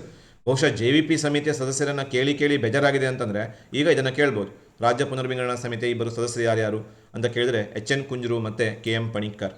ಮೈಸೂರು ರಾಜ್ಯಕ್ಕೆ ಕರ್ನಾಟಕ ಎಂದು ಯಾವಾಗ ಮರುನಾಮಕರಣ ಮಾಡಲಾಯಿತು ಅಂದರೆ ಕೇಳಿದರೆ 1973ರಲ್ಲಿ. ಆ ಸಮಯದಲ್ಲಿ ಮುಖ್ಯಮಂತ್ರಿಗಳಾಗಿದ್ದವರು D ದೇವರಾಜ ಅರಸು ಅವರು ಆ ಸಮಯದಲ್ಲಿ ಮುಖ್ಯಮಂತ್ರಿಯಾಗಿದ್ದರು. ಕನ್ನಡಿಗರಲ್ಲಿ ಐಕ್ಯತೆ ಮೂಡಿಸಲು ಕಾರಣವಾದ 2 ಅಂಶಗಳನ್ನು ಹೆಸರಿಸಿ. ಕರ್ನಾಟಕ ವೃತ್ತ, ಸಂಯುಕ್ತ ಕರ್ನಾಟಕ, ವಿಶಾಲ ಕರ್ನಾಟಕದಂತಹ ಪತ್ರಿಕೆಗಳು ನಮ್ಮನ್ನು ಒಟ್ಟುಗೂಡಿಸಿದವು. ಆದೂರು ವೆಂಕಟರಾಯರ ಕರ್ನಾಟಕ ಗತವೈಭವ ಮತ್ತು ಅಂತಹ ಕೃತಿಗಳು, ಹಲವಾರು ಕೃತಿಗಳು ನಮಗೆ ಬೆಂಬಲವನ್ನು ನೀಡಿದವು ಅಂತ ನೋಡ್ತೀವಿ.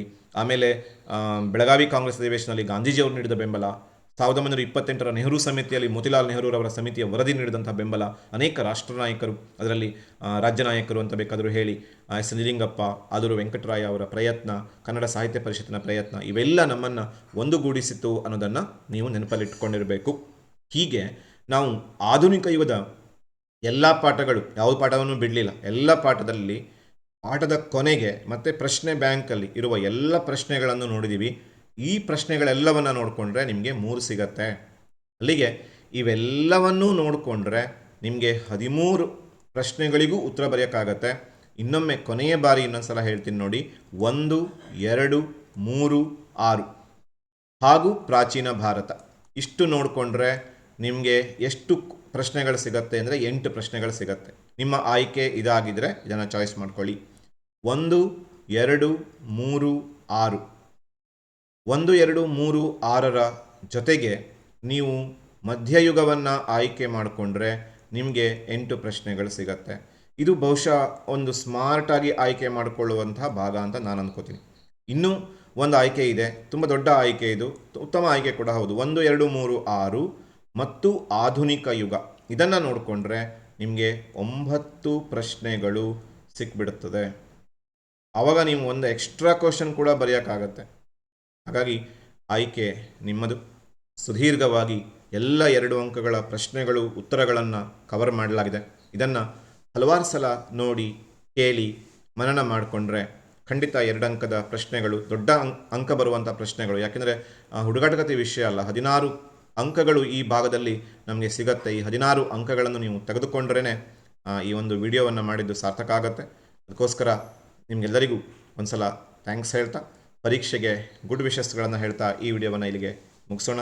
ಥ್ಯಾಂಕ್ ಯು, ಟೇಕ್ ಕೇರ್, ಚೆನ್ನಾಗಿ ಓದಿ.